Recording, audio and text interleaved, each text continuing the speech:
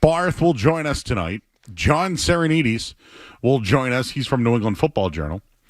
And Joe Andruzzi, three-time Super Bowl champion, is going to join us in the first hour tonight. So maybe we'll hammer some questions at him regarding the Patriots' offensive line. So we got all that, and it begins now with our opening take, which is presented by Super Service Today, Massachusetts' #1 provider for residential and commercial plumbing, heating, cooling, and drain cleaning. Day or night, always done right. Visit superservicetoday.com. We're at our new time slot at 6 o'clock, so just remember the traffic can be a lot different from, coming in at that time to a little bit earlier. Oh, it got me today. But the Patriots, they're 3-2. They have one of the best young quarterbacks in all of the NFL. They face 4 straight winnable games. They might need some help at running back. But Drake May and what he's done for the offense so far, and I say it's Drake May because, I think it's him. I don't necessarily want to credit the offensive coordinator because I know the coach doesn't. So, why should I? But Drake May is the Patriots' offense 10th in EPA in play with no help from their running game at all. This is what I wanted to bring up. The rushing stats for the Patriots this year are not favorable. They're actually at the bottom of the league. And when you think about last year's team, and I know we laugh about it, at least Mayo had, the thought to run the ball, and they did it a couple of weeks. It was their emphasis. They went over 100 yards a couple of times, over 150 multiple times. But to this point, through 5 weeks, the rushing stats for the Patriots, their success rate, 31st in the league, 30%. Rushing yards per game, 95 yards per game. Now, that's as a team and with Drake May. 27th in the NFL. Their yards per carry, 3.7. It's 28th in the NFL. So Drake May is putting up these huge numbers and is putting on these performances without a running game. If you really want to think about it, maybe he is the running game for the team this year. But this is the take. My take's this. All the other quarterbacks that have been drafted, whether it's been Caleb Williams or Jaden Daniels or Michael Penix or Bo Nix or whatever, they all actually have support from the running game, which last year I did think that Drake May should have sat. Openly thought that off the gate he should have sat. But when I really look at it, they were built last year to have Drake May start with their running game. Now they're throwing him out there every night. You'd assume, drafting a running back in the second round, having Ramondre Stevenson and Gibson, who's been a starter in the league, you'd think they'd have a pretty strong running game. No. Now they probably need to add another one. I don't know if it's Jermichael Hasty, if they bring up Jennings. Do they go out and get Gus Edwards or Zach Moss or Cordell Patterson? I don't know what they do. But the running game needs to be better, and they need to support Drake May more. So I've been looking at a lot of these other quarterbacks and how they entered the league and the discussion about should Drake May have started right away or not. I'm starting to go the other way. I think he should have started now. Wasn't my belief at the time. But look at Caleb Williams, right? His running game is DeAndre Swift, who's one of the better runners in the league, right? Had a really good career in Cleveland and is now playing very well. Not Cleveland, with Philly and also now with the Bears. Right? He can lean on that running game. Jaden Daniels had Austin Eckler. He's now got Bill. He can rely on those running backs. Michael Penix has Bijan Robinson, one of the best all-purpose players in the league. Bryce Young, when you look at him, he's got Chuba Hubbard. He's got Dowdle now playing well. Bo Nix has Dobbins and Harvey. C.J. Stroud had Joe Mixon and Nick Chubb. Anthony Richardson, who beat the Patriots last year, they had Taylor. So when you look at all of these quarterbacks, they've all been given a running game to lean on. What has Drake May been given? Fumbles? Guys who turn the ball over? It's been all Drake May. I know that he's found Ramondre Stevenson down the sideline on a big play, and Stevenson had 2 touchdowns last week, all that. They've gotten really nothing from their running game. And I know that it's maybe overrated in the league, the position itself, but with a young quarterback, you can rely on the running game. They did it with Mac Jones. They absolutely did it with him. So I wanted to just bring up 2 other examples of maybe some quarterbacks who might be struggling because of the fact that maybe they don't have a strong running game. Now, Cam Ward was the number 1 overall pick, was at Miami and threw the ball 40 times a game. He was elite. He was at Washington State, transferred. He had a hell of a running game at Miami as well. So now he's with the Titans, who I don't know what they're doing offensively. They're really a defensive-minded coach. Or he's an offensive-minded coach that handed the play duties to somebody else. But their running game consists of Tony Pollard, right? They drafted TJ Spears, right? They drafted these guys. It's not necessarily helping the game, even though they won last week. Maybe somebody a little bit stronger to lean on to help your quarterback, although he was the number 1 overall pick. The other one's Jackson Dart, right? Like when you think about some of the guys they have, Cam Scatterbo is probably why they drafted him. But this is who he's relying on. How is he able to take pressure off when you're handing it to another rookie? I mean, the Patriots barely won't even play theirs. I just wanted to talk about how impressive it's been for Drake May, considering he's had no running back, and I wanted to compare it to the other ones that were drafted around him. Those teams can rely on their running game. Drake May can't. The fumble, the offensive line, you name it. Drake May's got all the excuses in the book, and he's still doing it. Back new offensive coordinator, all of it. Drake May's putting up big numbers despite all of that. And this is why I say it's Drake May. It's not Mike Vrabel. It's not Josh McDaniels. It's Drake May. And you know what? Quite frankly, you all said it to me for 25 years. Oh, it was Brady. It was all Brady. It was Brady this. So for 25 years, you told me that. I'm going to be consistent and tell you that it's Drake May. He's the reason why. Couple other things I wanted to mention here. I'm worried about the Patriots this week.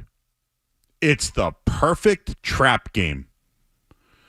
And when you come off a big win on Sunday Night Football and you're favored the next week on the road, scary.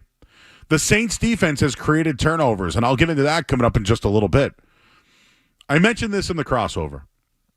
It's not often that you see an NFL team play 3 consecutive road games. And I'll go into the details of what the Patriots have done in their history, but they've never won 3 consecutive road games in a season. It's never been done. So I can tell you that the schedule is easy. They can beat their next 4 opponents. But this is the NFL, everybody. There is a such thing as called trap games. And, hey, if they beat the Saints this week, great. They checked the box. They rose to the occasion. But then they do have to go back out on the road the next week and go up against Mike Vrabel's former team in the Tennessee Titans. And I know you're all raising your nose to it. Oh, they'll beat the Titans. Just remember, they lost to them last year. And they have never won 3 consecutive games in a row on the road. This team has a chance to do something that's never been done in franchise history. It's a huge week coming off the Buffalo Bills game. It's also a huge trap spot. Huge. 617-779-0985. Your thoughts on that. Again, we're going to talk to Joe Andruzzi coming up in just a little bit. We'll get his thoughts on the Patriots offensive line. We got Barth tonight. We got John Sarianides. A full house back there. I'm Joe Murray. You're listening to 98.5 The Sports Hub. More Joe Murray coming up on The Sports Hub.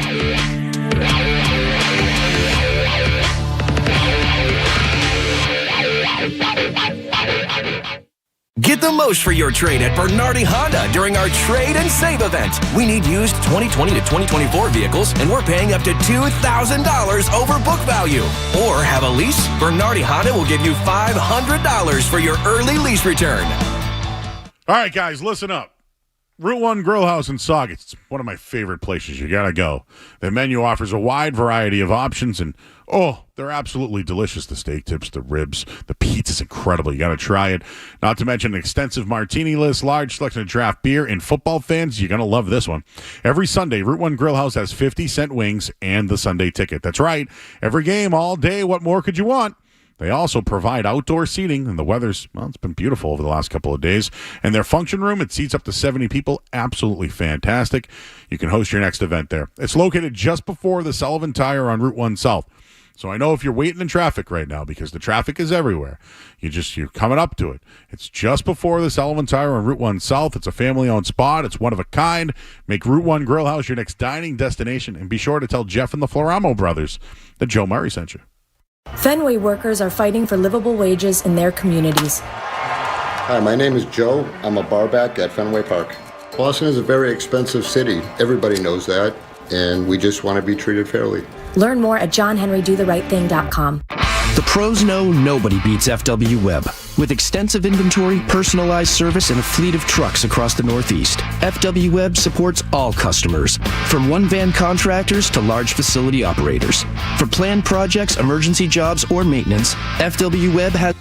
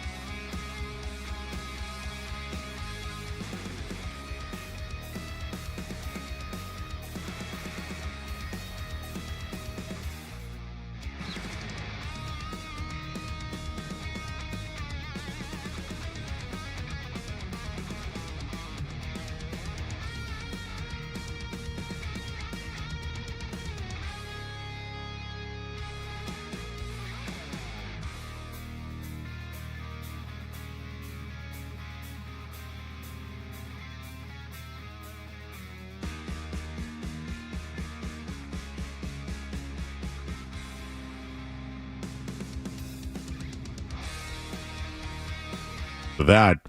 I kind of brought up quarterbacks and who they can lean on and some of the running backs, etc. I mean, people thought that the Patriots offense, running backs were the best part of their offense this year, which is not true anymore, right, Skaz? Remember we did hey, if we're going to rank the Patriots offense this year, what's the strongest position? I think we both said running back, so I'll probably take the L on that one. I think we said tight end. Oh, tight end. Whoa, tight okay, end. all right, sorry. A lot of people thought it was running back, though. But do you agree? I know you're busy back there, Skiz, but do you agree that all these other quarterbacks that have been drafted generally are set up well to have a good running game? I would say for the most part, yeah. Okay. Drake May's doing it all. Everything he's doing, I'm more impressed now because he has no running game. So I just wanted to mention that because, I don't know, Cam Ward, they won last week, but Jackson Dart, this guy won one game, So just wanted to throw that out there. How you doing? What's going on back there tonight? We got a full house tonight, Joe. We got a lot going on back here, all good. We got intern River. Yep. Street Team Joe's here. Yep. You're already putting him to work. I am, actually. I like that. And who's the other fella? Colin is here, former Zone Beetle intern. Colin. New employee. When I saw him, I said, I've seen you. I know you. Familiar face. It wasn't like I didn't know who he was. Because I wouldn't run in like a bat out of hell in front of anybody like that. You're on a mission today, Joe. I had to get my Celsius ready.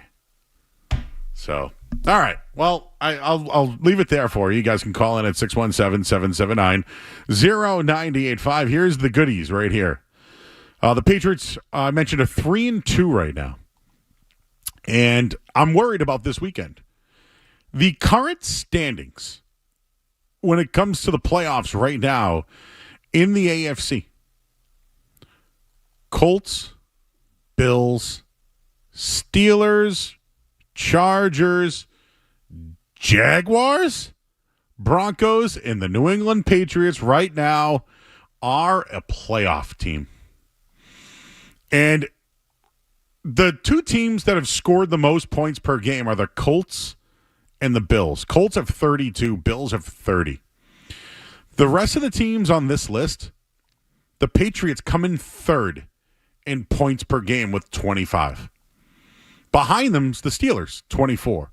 Jaguars, 24. Broncos, 23. And then the Chargers with their great quarterback, 19.6. When I look at this group of 7, that doesn't include the Chiefs, by the way, which I have not making the playoffs, who lost again last night.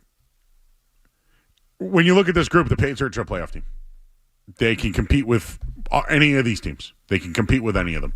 That's not something I said week 1. It's not something I thought week 1. I'm on under 8.5. The win total is now 9.5. There's a lot of props out there regarding maybe Drake May as an MVP candidate, top 10. So a lot of things have changed. And I'm a believer. I think the floor is now risen. But I'm worried about this weekend's game overall. I think it's a trap game. The Patriots have had at least a couple of instances, and I'll look these up here just to give you some accuracy on these. I threw it in my Slack to the guys earlier today. But when you look at the Patriots in general, when it comes to three games in a row on the road, it hasn't been pretty. It hasn't been great. So this is since Robert Kraft purchased the Patriots in 1994. You ready for this? They've played 3 consecutive road games in season. And these are all, by the way, without Tom Brady at quarterback. So these are legit.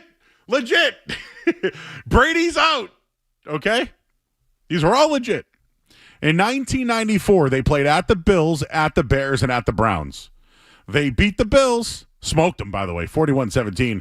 Beat the Bears 13-3, and then they lost in the wild card round to Bill Belichick and the Browns, I believe.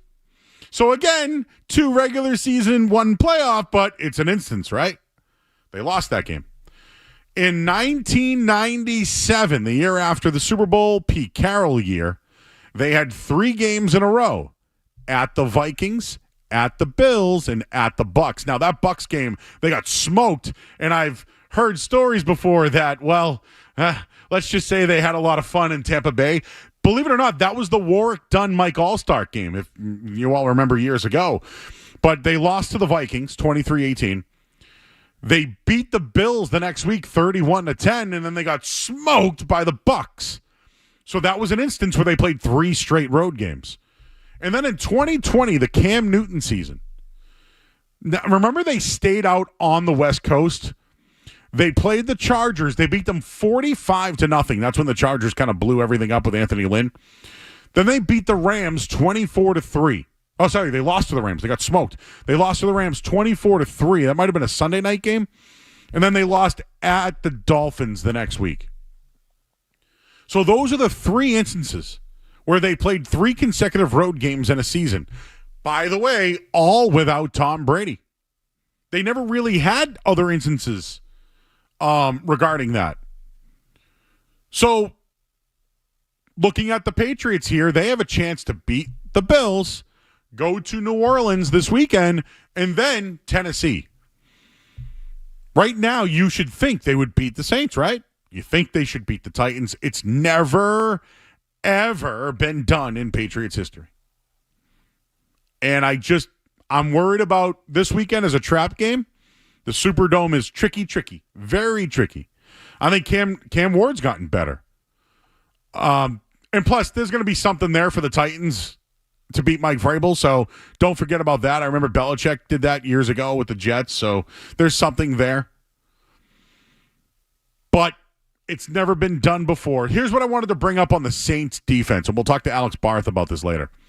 The Saints defense has a turnover in 4 straight games, and they forced 5 turnovers last week against the Giants.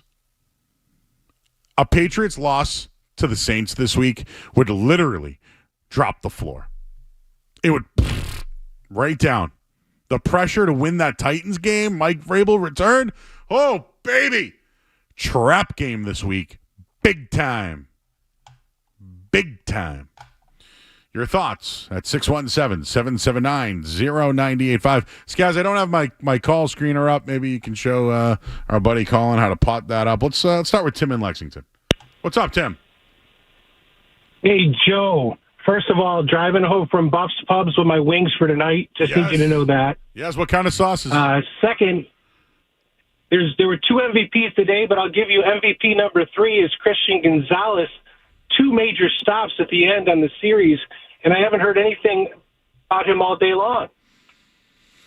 I'm sorry. I mean, we didn't really notice him, so I think it's good if we don't talk about him, right? We talked about him last night, didn't we? Yeah, we did. We made that. Yeah. I mean, he almost gave up the game-winning touchdown, but he didn't. That's what I brought up. I think Marcus Jones deserved a little bit more of the praise. Way more. But Gonzalez was good. That little guy on Keon Coleman. Why did he not tell me the sauces he got? Yeah, that was a whiff on his part. Maybe it's the new time slot. You got to tell Joe the sauces. I got you here. We got Mike is on the line. Hey, Mike. Yeah. Hey, I have 3 questions, but you answered one of them. You didn't really explain well how they could lose 3 road games in a row, but you said consecutively, so now that explains it. The second question is there validity behind the actual existence of a trap game? I'd love to see the numbers on that. If teams get beat by underdogs after certain wins, yes. I think that's just anecdotal. Well, it could be anecdotal, but do you bet? Do you gamble? A little. Okay. Do you look at those at all? Those trends? Yeah, I don't gamble like you, but I've not seen any statistics. Although it may be anecdotal, it is math. And it's facts. All right. Well, if you say so, I mean, I know you're immersed in it. And my third question is, who does your opening song? I can't identify the artist. There's one is the Big Show's theme song from WWE, who I don't know who that is. The other one is Zakk Wylde, Black Label Society, is the other song. All right. Very good. Thank you, sir. All right. Well, appreciate it. See, we have new listeners, Skaz. It's the time slot. The people like Zakk Wylde. That's right. They hear it and they're like, what is that? Tom and Quincy's on the line. Tom. I think you're talking to me. I'm not Tom. What's your name? Shane. Okay, Shane. Close enough. Well, I'm Prince Humperdinck, and I thought maybe you were talking to Tom. I don't know who, Tom. How you doing, Shane? What's up tonight, Prince Humperdinck? What do you got? I have a question for you. I did the Joe Show Challenge, the Eliminator Challenge, and I won the whole thing, but I had the Chiefs last night. But everyone else had lost before that game happened. So do I win, or did I just win for a day? Well, I have no clue what you're talking about, dude. Well, it's not complicated. I did an Eliminator Challenge. You said named Joe it the Joe Show Challenge. Oh, okay. Yeah. Right. Yeah. So, 8 of us from the chat and YouTube, what's up, chat? We're in it. Okay. All right. Yeah. I was all the way in it, and everyone else lost. As of, I think Carrie Ann from Seattle's brother lost last night, or whatever, no, Sunday. Okay. And then I still had the Chiefs going. So I had one, but then the Chiefs lost. Yeah, and now it says nobody wins. But I won for at least a day, right? No. What do you mean, no? The week is still going on. I was not eliminated, and everyone else was. Yeah, but your game hadn't been played yet. The same week. The new week begins now. So now we're doing ties in real life, too? No, that's not a tie. It's not a tie. You lost. No, we both lost. I got no time for this. Okay. I had no idea what he was talking about, Joe. I'm going to make this quick. Let's say you played fantasy football, right? Yes. And you're winning. Sunday night, you won. You won. Week's you're over. There, right? But they have nobody. They have one other person playing, and you've used all your guys. And they beat you. Who won? Well, I went to bed on Sunday, Joe, and I was in first. He told me, I couldn't understand. Well, it was a little snippy, right? We got some snippy callers. Very right snippy. It's the traffic. I'm telling you, dude. I was out there, everybody. I know. It was bad. It was bad. All right, let's get to the headline here. We're hoping to talk to Joe Andruzzi. He's got a big event tomorrow night. We'll maybe talk some line with him as well. We'll take a quick break. I'm Joe Murray. You're listening to 98.5 The Sports Hub. Essential Sports Hub headline. Present.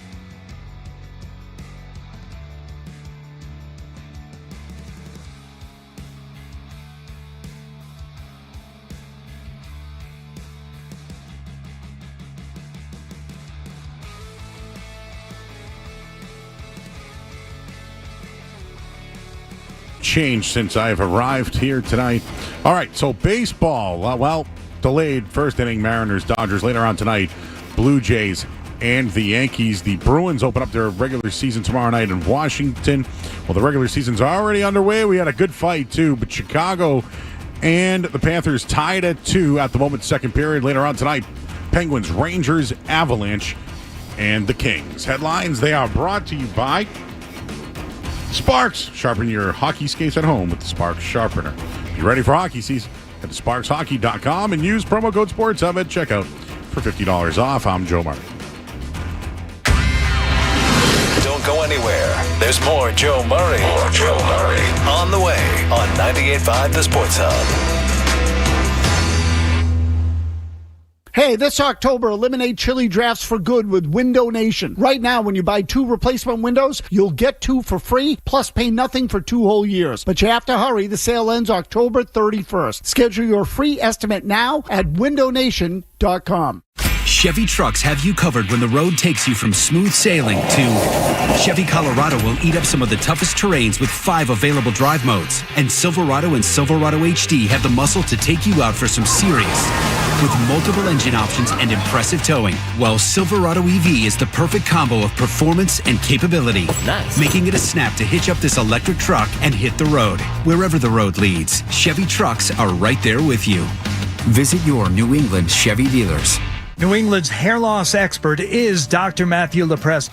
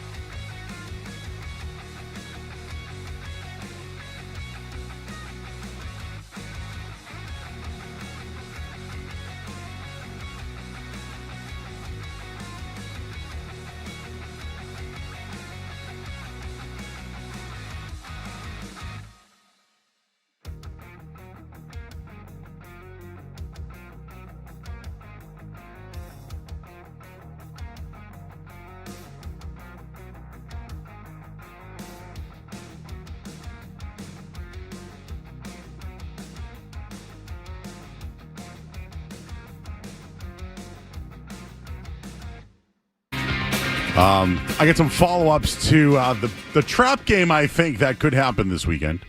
And I just want to make clear that the consecutive wins on the road regular season, they did do it in 1985 in the playoffs, though.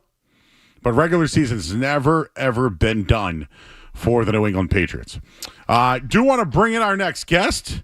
It is former New England Patriot and 3-time Super Bowl champion Joe Andruzzi joins us here on the Joe Murray Show. Joe, how are you tonight? I'm good. How you doing tonight? I'm good. I've met you before, so I don't know if you could see my face. We've met. I'm a Mr. Sid guy as well, so we have that in common. But I know you got a big event tomorrow night, the 18th annual gala tomorrow night. I know the Joe Andrewzie Foundation has done great work in the community, and tomorrow night, 18th annual Joe Andrewzie Foundation Gala. It's October 8th at the Cross Insurance Club at Gillette. What do you guys got brewing up tomorrow night? Oh, looking to have some fun. We change up the venue. We're gonna have like more of a talk show atmosphere, kind of like Johnny Carson and all those guys. And we're gonna be sitting up there on a nice couch, relaxing and interviewing some different people. Myself, my wife Jen, some cancer patients, and families. So should be a lot of fun. Got a lot of friends, family coming up. A lot of supporters. Looking forward to having a great night. Well, listen, this is the Joe Show that you're on right now. So is this like your own version of the Joe Show here? I guess so. JJ Show. I two Joes. Yeah, that's right. Double J. You can add that in there. Joe Andruzzi again joining us here on 98.5 The Sports. I figured I'd throw some football questions out at you. Patriots are 3-2, man. They're 3-2. I'm surprised. I think it's Drake May. I think he's elevated. Obviously, Josh McDaniels is back, and your former teammate Mike Vrabel as well. What do you think about the Patriots and the job that they've done so far? Well, I mean, I know Mike from playing with him, and he loves being out there and being part of the crew. You see him running and getting involved, and I think he got punched in the face this preseason, if I remember. Yep. But that's just who he is. He loves being in the mix, loves being a part of it, and bringing in Josh, to help grow Drake is going to be a great, tribute to the team and the quarterback. So, having different variations and doing the right thing, calling the right plays. Overall, it's going to come down to the players, and Mike knows that, and he's going to put the right players out there, and hopefully those 11 players will pull out a W. So a big win in Buffalo last week. They win on Sunday night in front of the whole world. Now they go to New Orleans. Can you just talk about the mindset of the team coming off a big emotional win, maybe a surprising win, and then following it back up, going on the road and winning again? Oh, I don't think it was a big surprise. I mean, you look at that Pittsburgh game and they dominated the field. But, you can't win with 5 turnovers. So, I'm sure they know that now. But, just one of those things. You're going to go down there. It's not your home.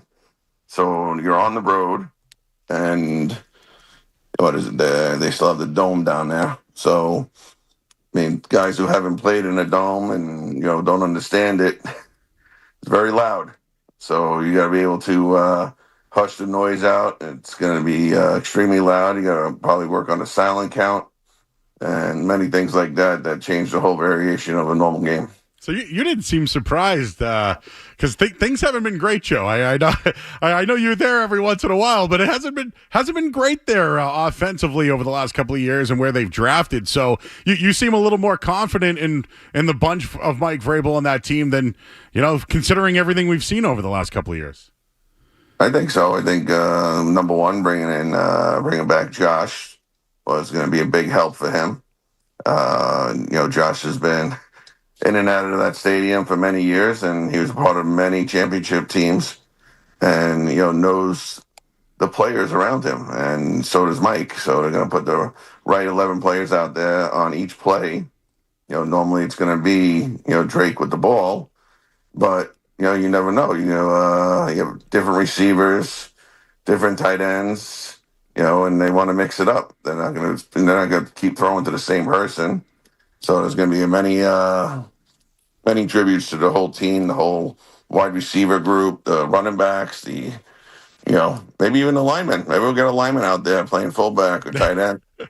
Kind of like when Mike did it back in the day. I was going to say, did you ever line up in the backfield? I know some other of the offensive linemen have over the years. Did you ever get back there?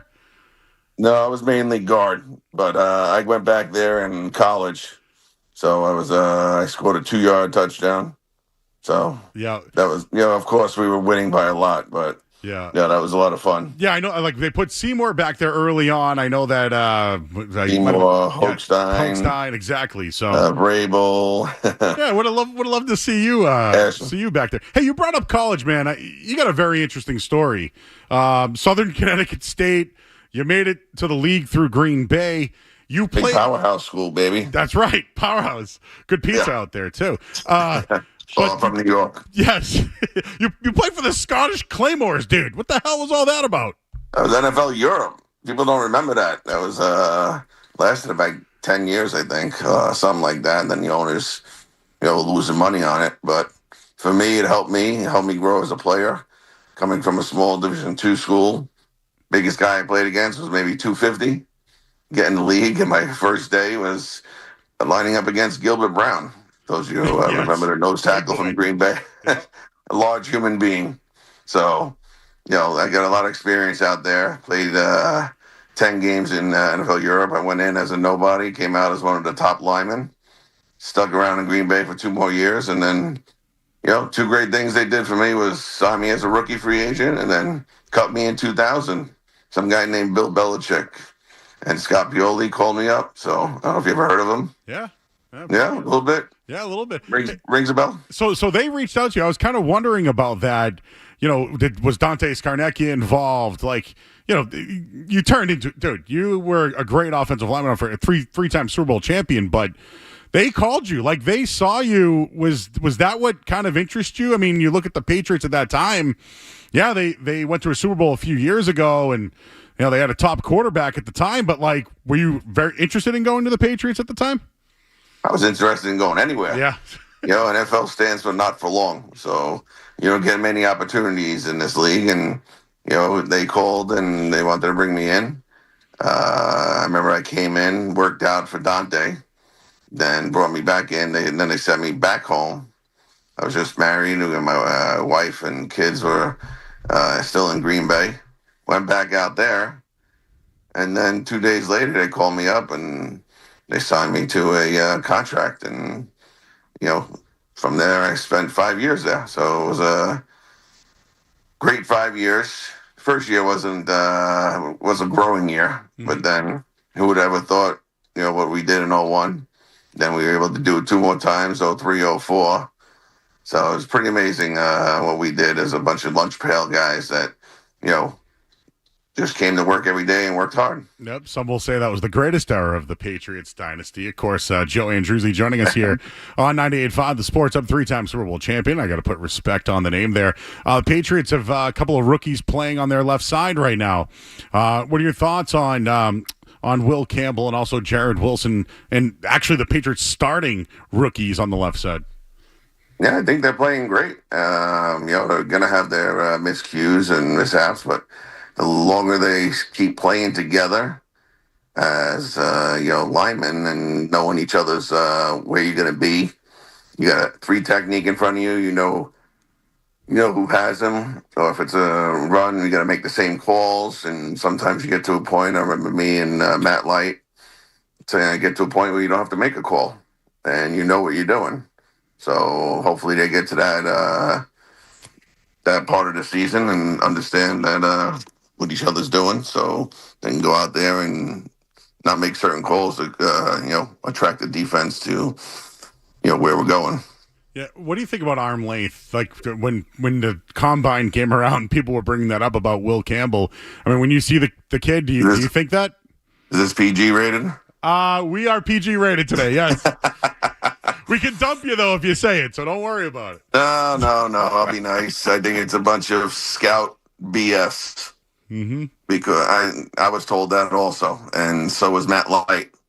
I mean, what does your arm length have to do with your heart and your desire? I mean, stuff like that. That just, it aggravates me because, he's an outstanding player on what he did in college, and I think he started off to a great start this year. So, and came in and he fired up. So I don't think that's a huge issue, because they still drafted him, but to knock a guy down because he's a half inch short or something, whatever it was. Yep. Yeah. All right. Well, you heard it there. Joe Andruzzi says, BS, Scout, BS. When it comes to the arm length here. Joe, there's a lot of things regarding your career. Obviously, you're a great player here. You won multiple championships. Memorable things, though. I mean, we can bring up your brother, September 11th. I have this visual of you at the marathon bombing, carrying somebody, and you talk about heart and desire, man. I'm putting you over here, but your photo, that image is in my brain, and I think heart, I think desire, and I think about helping and giving back, and it's exactly what your foundation has done. So, I mean, I want to put respect on your name, sir, because I think about those things, and I'm sure you meet a lot of people that are dealing with different situations in life, but are you able to maybe compare? I know this is life, right? People dealing with cancer and other issues, but can you relate the game of football and sports and what you went through to, some of the determination that these people have, and trying to share some of those messages with them?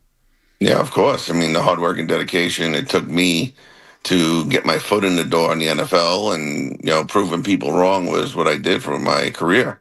And I was once told I would never make one day in the league and scrounged around for 10 years, but for me, it was I was undrafted, no signing bonus, no nothing. I took my first couple of checks. I didn't even have a full scholarship at Southern. I had a partial, so I had to pay off my student loans, and after that, I was debt free. So if I got cut the next day and not picked up, then I was in the clear. But overall, the hard work and dedication that got me to that stage and kept me around for 10 years helped me fight my battle from my hospital bed in Boston, where it wasn't fun. It was a tough battle. I have Burkitt's lymphoma, a very rare and aggressive form of cancer that doubles in size in 24 hours. So I got here to Boston. My doctor said I was stage 4, starting chemo tomorrow, then very next morning. So 50 plus days in the hospital, in and out. But I look at that and I, tell people all the time, just keep striving forward. Smile every day. I know it's hard, but laughter is that best medicine. And keep moving forward every day. Pay it forward. Time is the most valuable thing we have on this earth, and we need to use it wisely. Yeah, very inspirational, Joe, and just sharing your story as well. But you're everywhere, man. We do events, and it's there's Joe Andrewzie, and your wife's out there all the time on social media and doing a ton of stuff, and I just want to again put respect on everything that you're doing. And tomorrow night it's the Joe show, the Joe Andrewzie talk show. There you go. Why don't you come out and do a talk show there? Hey, listen, if they want to invite me to the Cross Insurance Room, by the way, if you haven't been there, it's lit. I've definitely have had a good time, a time or two there. But I see some of the names that are going to be there tonight. So Doug Meehan's going to be there. Looks like he's hosting this bad boy. Oh, we got Brian Hoyer, Max Lane. I love Max. Yeah, who doesn't love Max? Who else you got there tomorrow night that at least you can confirm? Matt Slater's stopping by, and a couple of the guys that going to be stopping by saying hi to people. Some will stay, some might have to go, but just to have them there, be a part of it is amazing. The old running backs coach Ivan Fears is going to stop by, so just. They know my story. They know what we're about. We help any cancer, any age, all throughout New England. So it's all about paying it forward, and they come support and help us pay it forward. Before I let you go, we'll pump the event and where people can find it. Do you have any Scott Zolak stories, man? We work with Zoe here, so he's on middays all day long. But I need like a Zoe story. I don't think you guys crossed over together playing. No, I didn't play with him, but I went on a cruise with him, and you would have to beep it out because it's the funniest time on that cruise. Him sitting there at a blackjack table and getting mad at the dealer. Yep. And they told him you can't he was yelling F-bombs because she kept on giving him bad cards. And he's like, oh, no. All right. I'll be good. Next card. WTF. Mm-hmm. Right? And I was crying. And sir, I'm going to have to ask you to leave. Yep. Sounds like Zoe. Maybe he split tens. I don't know. I don't know. That could upset the table as well. But no, Zoe loves you, man. We all love you here and everything that you've done. And again, for more information, you can make a donation. You can visit joeandruzzifoundation.org. It's a big talk show. I'm actually kind of interested in this one. I wonder if we get sources on the ground there. They can call in tomorrow night. But it's October 8th, Cross Insurance Club at Gillette Stadium. Again, you can donate. There'll be a VIP experience. The event kicks off right around 6 o'clock, and then they'll have a late night. The program begins right around 7:30 at the Cross Insurance Club, One Patriot Place in Foxborough. Joe Andrewzie, appreciate you joining us here, man. 3-time Super Bowl champion. Respect everything you did, your story, and we'll continue to fight the good fight. Appreciate it, Joe. And anybody interested, joeandruzzifoundation.org. We do have another golf outing coming up in late October. I believe it's October 27th. A lot of some spots open, so anybody interested, we're going to go out and have some fun and change up a little of these, kind of like golf outings that are just run all the same. We're going to have some fun. We're going to play a lot of games and do a lot of different things. So. Yeah, what do you do, like longest ball, like longest drive, stuff like that? Well, that's the normal stuff. Yeah. I do a squiggly line. Ooh. So if you suck like me, yeah, and the squiggly line is only 100 yards away, and that's where it ended up, and it's on the line, the closest to the line. I love it. You might win. yeah, Joe. I'm a large man myself these days, so when I went to put the tee down the other day when I played golf, I went, oh boy, it's either gotten a little longer these days or my belly's in the way. You know what I mean? So you got up and you saw stars. Yeah, a little bit of white. But it got really hot. Like the further I kept going up the hill, I played at Newberry, and I had a blast. But man, it was hot, and all of a sudden I'm like, oh geez, what's going on with me? Yes.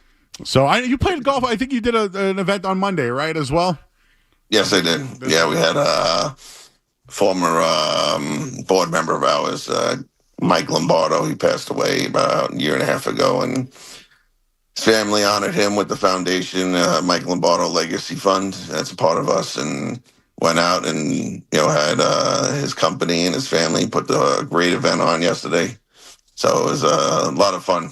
It was a lot of people. Everybody came to support, so everybody loved the big guy. Yeah, well, we got to go to the poker table someday. Blackjack, I'd be in on that. Everybody, go with Zoe. That's all. I'm in on that. Please visit everybody joeandruzzifoundation.org. You can make a donation. You can find out all their upcoming events. Joe Andruzzi, appreciate you joining us here on 98.5 The Sports Hub. All right, Joe, appreciate it. Thank you. Have a good day. You too. It's Joe Andruzzi, everybody. 3-time Super Bowl champion, cancer survivor, and also gives back big time. The Joe Andruzzi Fund. It's committed to providing help, hope, and reason to smile for New England cancer patients and their families. And we all know what it means to Joe Andruzzi and his family. So please feel free to donate at joeandruzzifoundation.org. All right, everybody. This hour of the Sports Hub has been brought to you by Safety Insurance, providing comprehensive coverage for your auto, home, and business. Ask your independent agent about safety. We'll have more. We'll recap some of that. I got more on the Pats as well. We got Skaz. We got River. We got Street Team Joe. We have Colin. All right, we got a full house here tonight on 98.5 The Sports Hub. You're listening to Joe. You're listening to Joe Murray on 98.5. You're listening to Joe Murray on 98.5 The Sports Hub. Cut your energy bills without sacrificing comfort. Upgrade your home with Bruin Remodeling and their energy-efficient windows, providing superior insulation and comfort. They offer free estimates with no obligation. Plus, when you tell them Big Jim sent you, they'll give you up to 20% off your project. Visit BruinRemodeling.com to schedule your in-home estimate. New England's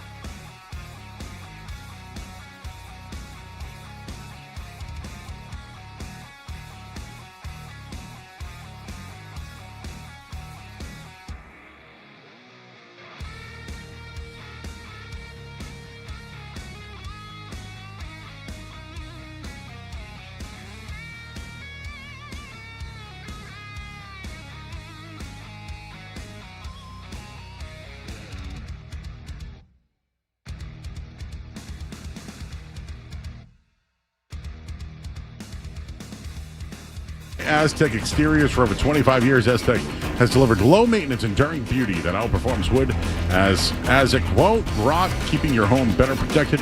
Don't cut corners.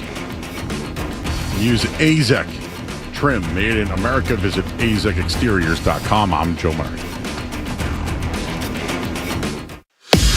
Listen to it, laugh at it, get mad at it, agree with it, argue about it. It is Boston Sports. Boston Sports. And it is all we do. 98.5, the Sports Hub. Old-time players, man. Telling you stuff's BS and it's not how we did it, and it's all about hat and soul. I love all that. So just wanted to give a shout out once again to Joe Andrewzie, and again tomorrow night, the joeandruzzifoundation.org.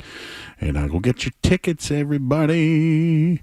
It's been wild since I've gotten here. The traffic was nuts. I walked right in. I gave you my takes. We did the road game stuff. We did the Drake May. Doesn't really get support from the running backs here. Now I wanted to just do something I saw today that I thought was fairly interesting, and I wanted to open up the question to you guys at 617-779-0985. Is Drake May the NFL's next superstar? I want to let that sit in there for a minute there.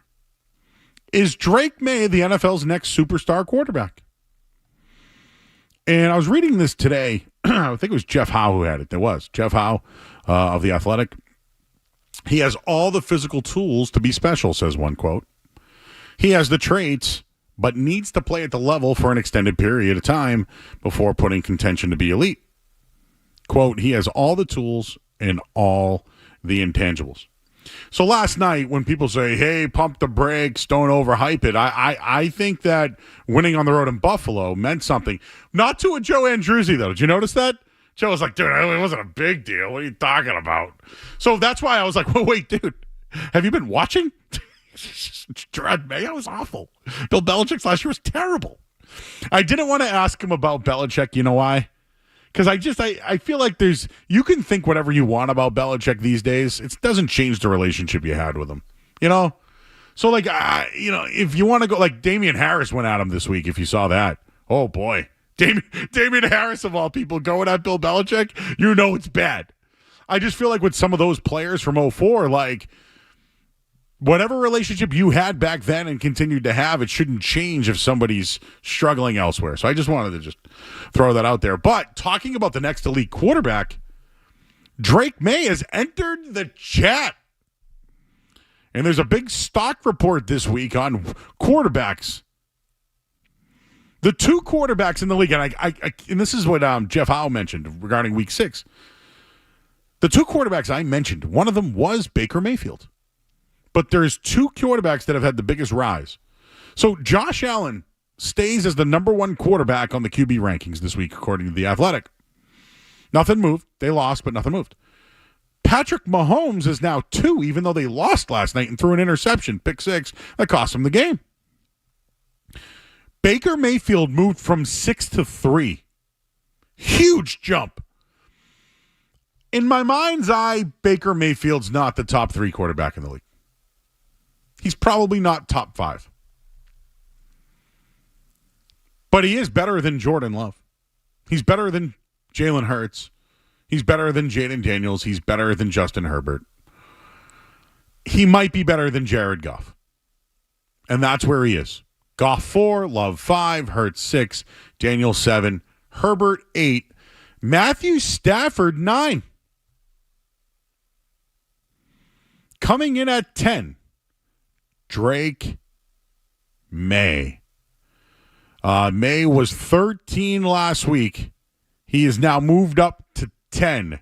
His season low was 21. He has gone from 21 to 10 on the QB rankings after this week. Now, Sam Darnold's 11, Prescott's 12, Daniel Jones is having a hell of a year, but he's down to 13. Aaron Rodgers is 14.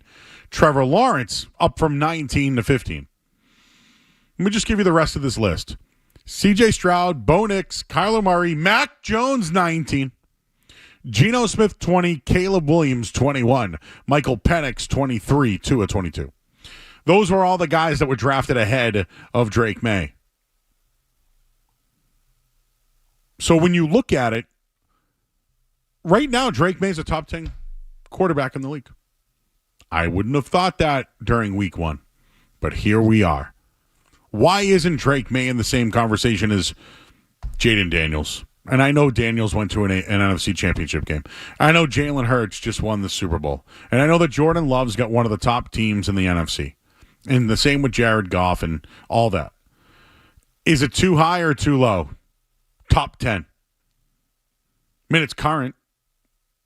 Skaz, what do you think? Top 10, Drake May ahead of Sam Darnold, ahead of Dak Prescott, ahead of Daniel Jones, ahead of Aaron Rodgers, Trevor Lawrence, C.J. Stroud, Bo Nix, Kyler Murray, Michael Penix, Caleb Williams. Yeah, I have no issue with that. I think his weapons are, lesser than most, if not all of those guys. He's doing more with less. You saw his numbers in the second half. He's still a little bit of turnovers issues this year, but after that performance in Buffalo, I have no issues with that list. I think 10 or 11 is probably, where he should be right now, especially if he continues to play like that. Okay. There you go, everybody. Skaz agrees. I agree. Now, could I make like a debate? Yeah. Do I think Daniel Jones is having a good year? I really do. How can you deny that, by the way? Daniel Jones is having a really good year. I just think Drake Mays is better. Right? Think about that, Skaz. Indiana Jones. Oh, yeah. We got to get him a hat, Maybe him and Harrison Ford in a photo together. I'd like that. But all these other bums, sorry, guys. Jake Browning. He's a bum, Joe. Cooper Rush. Bum. Dylan Gabriel. He was all right. Spencer Rattler, 29. He's not good. Trap game. You can't lose. You can't beat Josh Allen and then lose to Spencer Rattler. Oh, wait. I'm already marking that one down. It's already circled for next week. Leadoff take. You beat Josh Allen and lose to. Yep. Did it Carson Wentz? How about him? Drake May? Okay. Justin Fields, he's not great. Not great. Jackson Dart. He's kind of a roller coaster right now. Some good, some bad. Cam Ward, Bryce Young. Cam Ward has been okay. Not a lot of weapons down there in Tennessee. And Bryce Young, up and down is being nice. It's been a lot of down for Bryce Young this year. Okay. Let's take some calls at 617-779-0985. Tom is in Natick. Hey, Tom. Hey, guys. Hey, how's it going, Joe? Good. Hey, first thing, I wanted to talk about the Patriots, but first thing, I wanted to thank you guys. My daughter did an internship with you guys over the summer, and she knows I'm a big Joe Murray fan. Was it Cece? It was yes. I love Cece. So no, it was this the last time that someone with that same name you knew, she was a police officer. Yes. I know who we're talking about now. Yes, thank you. Yeah. She said you guys were super nice to her. She learned a lot of stuff, so it was a great experience for her. So I want to thank you guys for that. Appreciate that. And then, with the Patriots, I understand what you're saying with the trap game, right? But look at the game that they played against the Giants.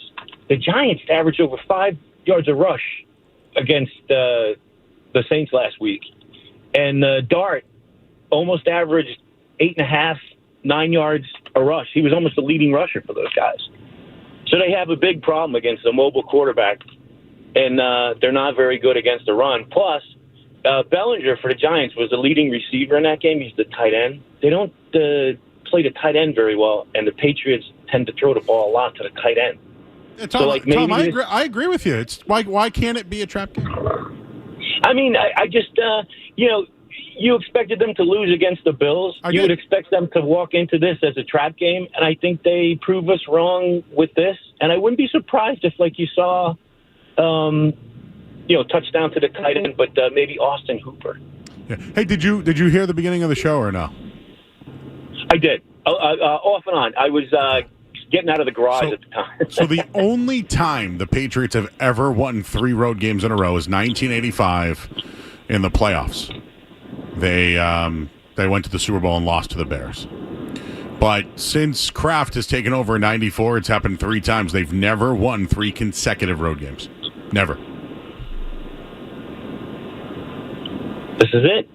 Okay. That's why I'm saying trap game. Thank you, Tom. Trap game. No one likes that one, huh? Harvey's in Plymouth. Hi, Harvey. Hey, how's it going? How you doing? Doing all right. I just had 2 things. How do you think Bill Belichick would be doing with this current Patriots team? Like, do you think he would have won that game against the Bills? No. Yeah, me either. No, Harvey, And then- I'm being serious, dude. I think Bill Belichick is the greatest football coach of all time. He's the greatest coach of all time.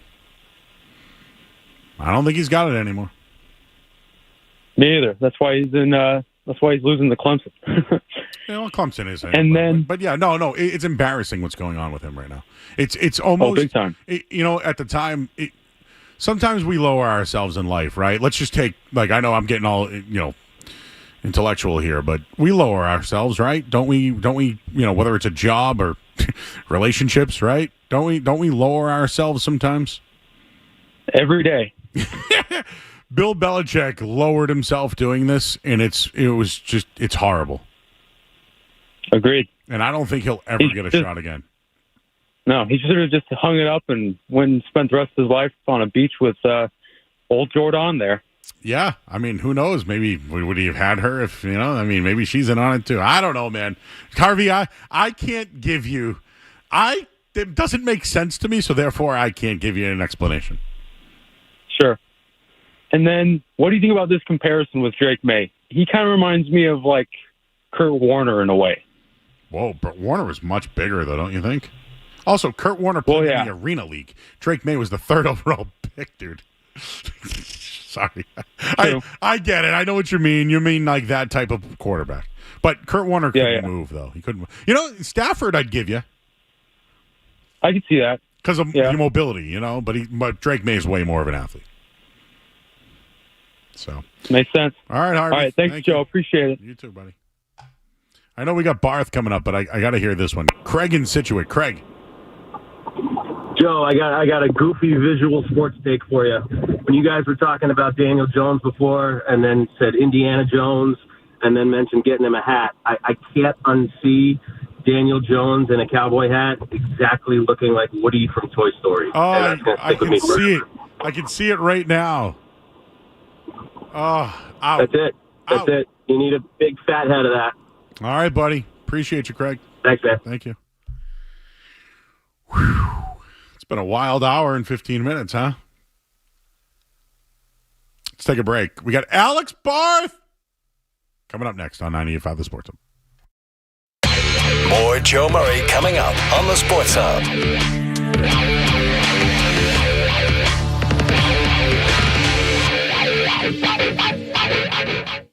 Score big this fall with River.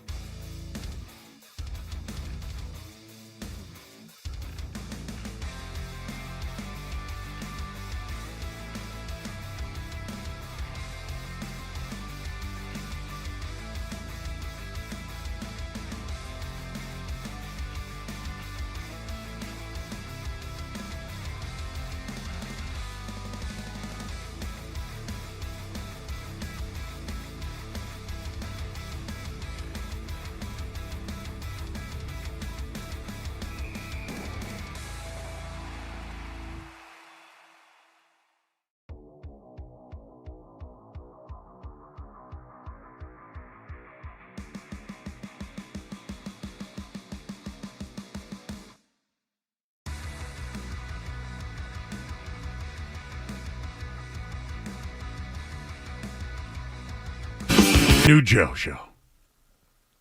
Joining us here right now from 98.5 thesportshub.com. He's everywhere. He's does a Sunday morning kickoff show. I've heard him on Patriots pregame show. He's done the postgame show as well. He's done it all. And his name's Alex Barth, and he joins us here on 98.5 The Sports Hub. Alex, how are you? What's going on, Joe? How we doing? Nothing. Do you feel like we should have an announcer, man? Like, hailing from Sharon, Massachusetts, Ithaca's finest, chicken wing eating champion. Like, you have any of that in your background? Have I ever done? I've done PA announcing. Should we have somebody do it? No. I'm saying, do you have anything in your no, I can find the PA guy, but I'm saying we want to hype you up and intro you. Do you have any accolades that we could mention? I mean, I think you hit a lot of them right there. It's a good question. Do you ever have you ever done anything that is that you should put on your resume?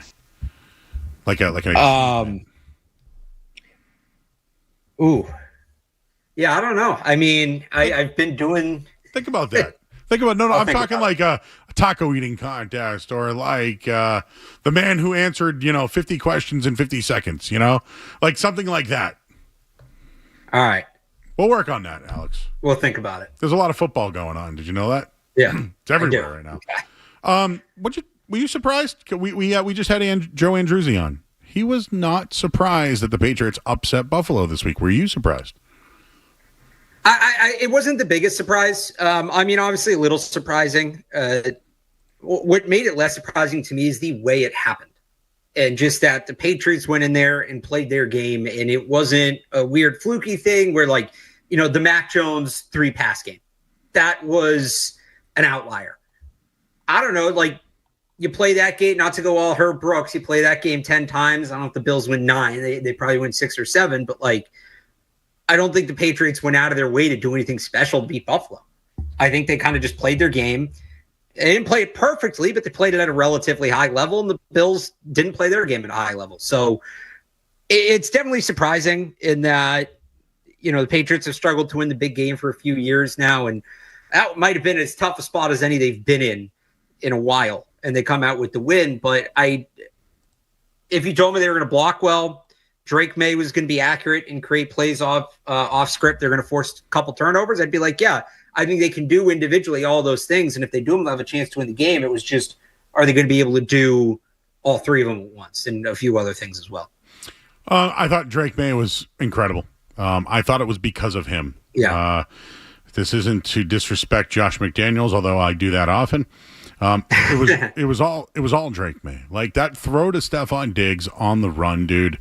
Over the defenders and to the side. I keep watching it in slow-mo at times. It was all Drake May. And when people say, oh, what was the team win? Well, it was 20-20, and he brought him back and set him up for a game-winning field goal, and he did all that. So to me, it's hard for me to overlook how good this guy is. No, he was awesome in this game. And that's not to say other people didn't do stuff, but that the throw you mentioned to Diggs is that's not in playbook. That's not how that play is drawn up. Same with the one where he's got the defender hanging off him. He's able to flip it forward to Diggs. A couple other plays in there as well. Key plays in this game. And this is what impressed me so much about the win, Joe, is that I think that game more or less is sort of the blueprint. And that's not to say they're going to try to win every game 23-20 and they can't score more than 30 points, because that's kind of been a big issue for this team. But when you look at a lot of guys they brought in last year and in the last few years, key players, Drake May, Will Campbell, Christian Gonzalez, Milton Williams, Robert Spillane, Stephon Diggs, that's what you pictured. I've been a big Drake May supporter, and last summer I got asked the question quite a bit, why are you so gung-ho for this guy when he had as many turnovers as touchdowns and, he only won one start essentially and on, right? And, what are you seeing? And it was that. And it was that in flashes, and I just had the faith that he would be able to do it more consistently, and he did. And I think that's true for the team as well. When you talk about, remember over the summer, Joe, we were doing, would you trade Stephon Diggs for Jacoby Myers? And I had said no, because the ceiling with Diggs is too high. People asked, what's his ceiling really? 31 coming off a torn ACL. You saw it in that game. And is he going to have 150 yards every week? Probably not. But that's 2 weeks in a row where he's been the best receiver on the field by a significant margin. Milton Williams, another one. I wasn't even that big of a Milton Williams guy, but the people who really hyped up that signing. Like that, what you saw him do in that game is the player that everybody talked about in the spring. So I know you asked about Drake May and then it wasn't a team win, and you said it wasn't as much of a team thing, but I think with Drake, it's true, and it's true for other players. Like that, what he did last night is the vision. That's why you take him as high as you did in the draft. That's why you hitch your wagon to him. That's why I think a lot of people talk about the Patriots as being the most desirable head coaching destination this offseason, because people saw his ability to do what he did against the Bills on Sunday night. Alex Barth joining us here on 98.5 The Sports Hub. You can check out all his work at 985thesportshub.com. What happens now with the running back position? Why isn't Travion Henderson receiving more carries? Will he? And what are your options? And do you think they should pluck someone off a practice squad or a free agent? So I don't think the issue is Travion Henderson's not getting a lot of carries. He's second on the team with 32. Ramondre Stevenson is 38. In terms of touches, he's also second on the team, and it's very close, and it's not particularly close with anybody else. Stevenson is 51, Henderson is 47. Nobody else has more than 29, and that's Diggs. So the idea that he's not being used enough is not the case. Like, you really don't. He's on the field about 40% of the time. You don't want to use him much more than that. Stats and facts tell you he's on the field more, but when people say it, they're just not looking at the actual numbers. So I think some of it is it doesn't feel like a lot because he hasn't been productive. And people expected when he was on the field for him to show out and be a game changer and for him to pop off the screen. He hasn't done that. I also think some of it is people got a little excited and they're itching for their fantasy teams probably. But no, it's all a little fast for him right now. And I talked about this with David Andrews. People can check that out on the Patriots Hub podcast episode from yesterday, which is on the Sports Hub YouTube channel and wherever you get your podcasts. And it's just he's a little too aggressive hitting the hole. He's too quick to get to that top gear. He's not letting things develop. There's still some issues in pass protection. Andrews talked about this. You go back, you watch the flea flicker. He flips the ball back to May, and he kind of just stands there. He doesn't really do anything. And that flies in college. That doesn't fly in the NFL. So you don't want to put more on his plate when he's not able to maximize what he's doing now. That's how you overwhelm a kid and overwork him, and it can stunt his development. We saw that to an extent with Jalen Polk last year. Elliot Wolf has talked about this. So I'm not saying bench him, and I do think there probably is some sort of increase in his touches coming, not his snaps. He's playing enough snaps, but probably some sort of increase in his touches coming, but I think it's minimal. The question is, okay, is he going to go and be that true second running back? And it's going to be, because it was kind of a three-way split between Henderson, Stevenson, and Gibson. If it's now just going to be 1 and 2, and the third guy is just going to be a true depth player, 5 to 7 touches a game, take some of the workload off, well, then you maybe sign Terrell Jennings off the practice squad. You sign JaMychal Hasty off the Dolphins practice squad, who's been here. Because the other thing you have to remember with Gibson, they need a new kick returner too, because he was their top kick returner. I know they put Stevenson back there on Sunday night. I don't love that as a long-term fix. So JaMychal Hasty's a guy who can return kicks. Damian Martinez, who they had in today for a workout, is a guy that would kind of fill that 5 to 7 carries a game role, take some of the more physical carries off the plate. So that's it if they're going to ramp Henderson up a little bit. If they're nervous about his lack of production and they don't want to get in a spot where he's struggling and now it's all on Ramondre Stevenson, now he's being overworked, well, now you got to kind of go up a class, and that might involve a trade or something like that. And, there's a couple names that are out there floating around. I was asked about Breece Hall today. I just don't think the Jets are going to trade him in the division. The tricky thing about making a trade right now with that 7th team in the playoffs in each conference, there's 25 of the 32 teams have at least 2 wins. Nobody's really gotten off to that extreme slow start. Of the 7 teams that are left with 1 or no wins, 2 are in the division. So teams aren't going to be as eager to sell because more teams are going to be in the mix than maybe previously would have been. So it gets a little tougher if they want like a real RB2. But if they are going to ramp Henderson up a little bit, and there's not much more room to ramp him up beyond a little bit, I think you could see Terrell Jennings or JaMychal Hasty or Damian Martinez or somebody like that. Yeah, they signed Jashawn Corbin. To the practice squad. Yeah, he played for Florida State. I remember him a couple of years ago. So we'll see what happens when it comes to the running back position. Alex, I thought the defensive game plan was outstanding. The fact that they held James Cook and Josh Allen to that amount and giving up only 20 points, is it Christian Gonzalez that's the difference, and everyone else is somewhat elevated? And I'll just throw one more at you. Did you see these run defense numbers for the Patriots this year? They're insane. One of the best in the league. Yeah, so Gonzalez is part of it, certainly. And I even thought he was a little shaky in the first half of this game as he was against Carolina. The second half, something clicked. I guess he needed 3 halves of football to kind of snap back in after that hamstring injury. But that was like all pro Christian Gonzalez in the second half of that game. He was awesome, and that's a good development if he's going to be that guy. The other guy I think deserves credit in that conversation of the defense being better is Robert Spillane. Obviously, he had a really rough first 2 weeks, more missed tackles than made tackles. He was not good, but the last 3 games, and he did miss 2 tackles in this game, but one of them was he was the first man in and he tried to blow the play up, and there was help right there. Like, I don't fault him too much for that one. He's been really good since, and he needs to be good for this defense to be good. I'd like to see him a little less in coverage. Got beat by Dalton Kincaid a couple times. They still need to identify a real tight end stopper. They haven't done that yet. Maybe Marte Mapu takes on a bigger role. Maybe Kyle Duggar takes on a bigger role. Maybe Craig Woodson gets some more looks there. I don't know exactly what it is. There's not an obvious answer. But outside of that, which I put more on the scheme than on him, Spillane being better has made a major difference for them. All right. I wanted to mention this to you today. When it comes to the running games, right? You look at all the other quarterbacks that were drafted. They all have somewhat of a running game, right? Michael Penix has Bijan. Caleb Williams has Swift. You know, like Penix. I mentioned Penix. Jaden Daniels. Is it fair to say that what Drake May is doing is more impressive because he has the lack of the running game? Well, Drake May is their run game. So, I think that's fair to say. And it's a little surprising that the Patriots have struggled to run the ball as much as they have. And it's tough to pin down. Like, it's sometimes the holes aren't there. Sometimes the backs aren't finding the holes. Like, it just feels like it's a little bit of everything. And some of it, too, is teams are stacking the box and run blitzing them because they're not afraid of the deep pass. Let's see how teams adjust after that Bills game. And I do wonder if putting some of that deeper stuff on tape opens things up for the run game here schematically. But yeah, I think that's fair to say. You know, Caleb Williams has a great running back behind him. Michael Penix has a great running back behind him. Jaden Daniels, they've made that running game go. J.J. McCarthy, just with the offensive line that the Vikings have, that's going to be a solid run game.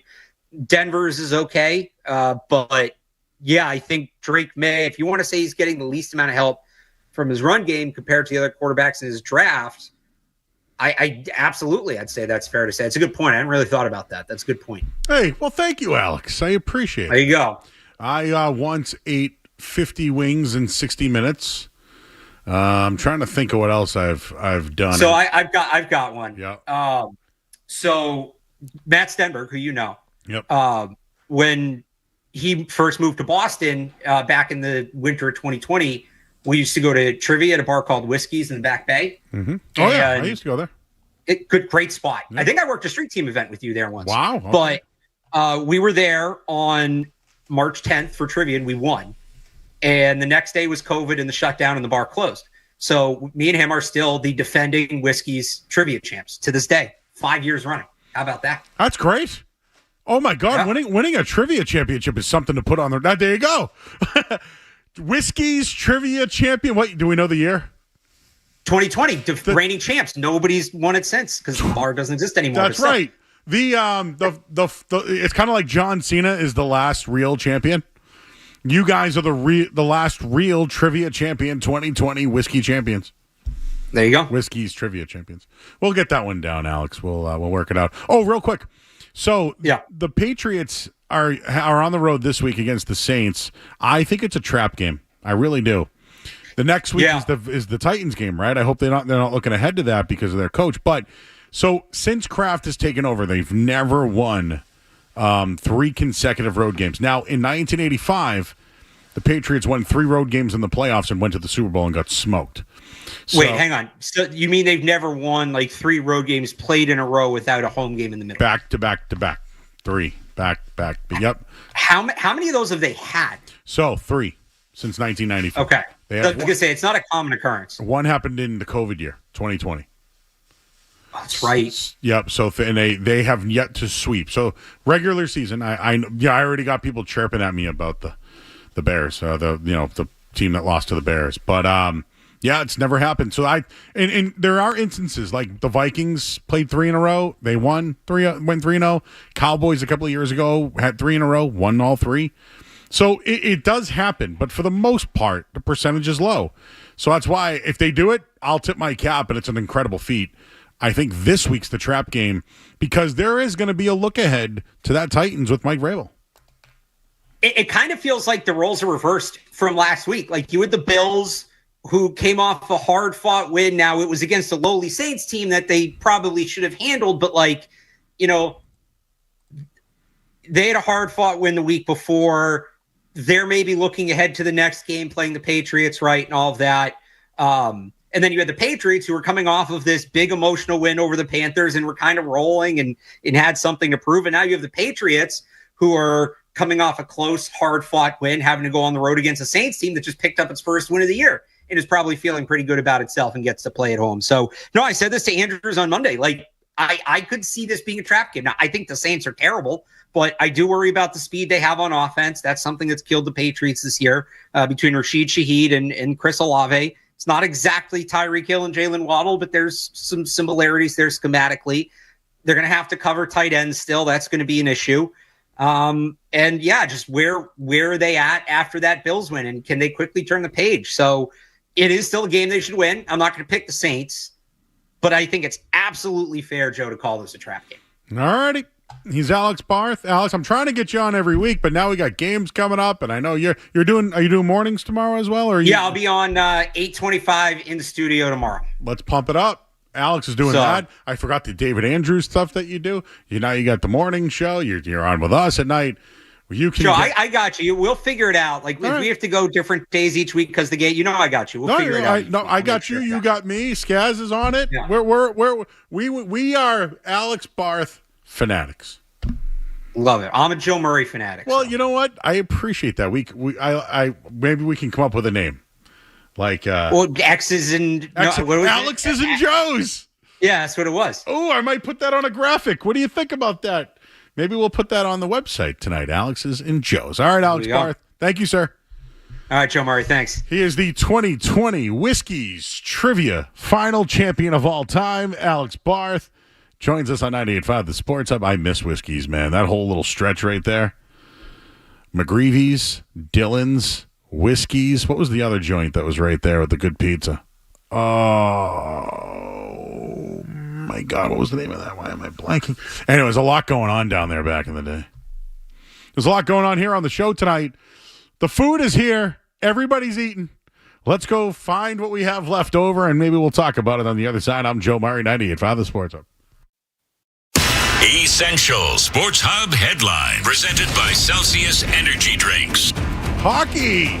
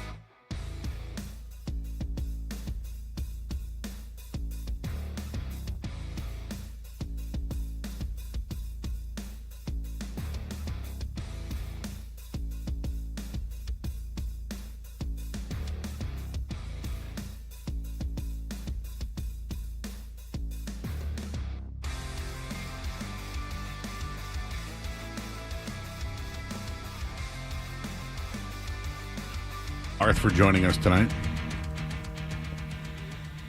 There's the time change, guys. How are you feeling about this so far? I'm overwhelmed right now. River just tried to talk to me. I go, you know what? Just go ask Gas, is what I said to him. And I didn't mean to do it with sass, but I got to eat. Yeah, no, I'm doing all right. I like 6 to 10, Joe. We're about to be 6 to 11 most of the time anyways. So you like 6 to 10? Yeah, of course. Wow. Hey, that Felger has lead in out of here at 10 o'clock. What's not to like? That is true. Maybe it's just for me, it's a little different over here. You know, just a little different. But you know what? I think we have a new audience. So I think that's good. So is everybody fed? I think everybody's fed, Joe. Okay. So we had Joe Andrewzie on earlier. Big event tomorrow night. The Patriots just announced a new partner. And we've had them before, so thank you very much to Crispy Crunchy Chicken. They're now the official fried chicken of the New England Patriots at Gillette Stadium. They're serving up some bold Cajun flavor alongside the 6-time Super Bowl champions. So fans can bite into the hand-breaded jumbo chicken tenders at the Beacon or grab Cajun chicken sandwiches and award-winning nuggets from multiple concession stands. It's the brand's first NFL partnership and another big win after becoming the Red Sox official fried chicken earlier this year. So more than 100 New England locations, Crispy Crunchy is making sure fans can keep the game day flavor alive long after they leave Gillette Stadium. So I have the biscuits, which I ate a biscuit before I ate anything else. So I could dip right now. I don't know if we should dip on air, though, guys, because you know I'm a dipper, right? I like to dip, but the food's gone, so it must have been really good, everybody. So that's great. But thanks to our friends over at Crispy Crunchy Chicken, the Patriots' new partner. Go check them out. They have a bunch of locations. I saw that they have one now near my hometown, and I know there's one in Boston as well. So be sure to check those out. But Peabody, Salem, they're all over the place. Stoneham, Wilmington, they're everywhere. Crispy Crunchy Chicken. All right. We got in or out coming up in a minute here, but I know some people want to get in on this stuff. Steve is in Southie. Hey, Steve. Hey, Joe. So I'm just so frustrated when I hear people continue to say Bill Belichick was the greatest coach of all time. So tell me if this analogy, lands with you. So Steve Jobs was the head of Apple, right? He had a bunch of people make great products for him. Company's a success. Let's say that he goes to another company and the company goes bankrupt. Then he goes to another company and then that company goes bankrupt, and one more and one more. Everyone's like, maybe Steve Jobs wasn't the key to Apple's success. It's exactly the same with Belichick. He had the greatest quarterback of all time. He had Gronk, Edelman. He had the greatest kicker of all time, and they won. Then they leave, and he stays, and he's terrible. Then he goes to UNC, and it's a complete embarrassment. So what's the evidence that he was the greatest coach of all time? He just happened to luck into the greatest quarterback of all time. I'm going to just say this. I'm going to leave it at this.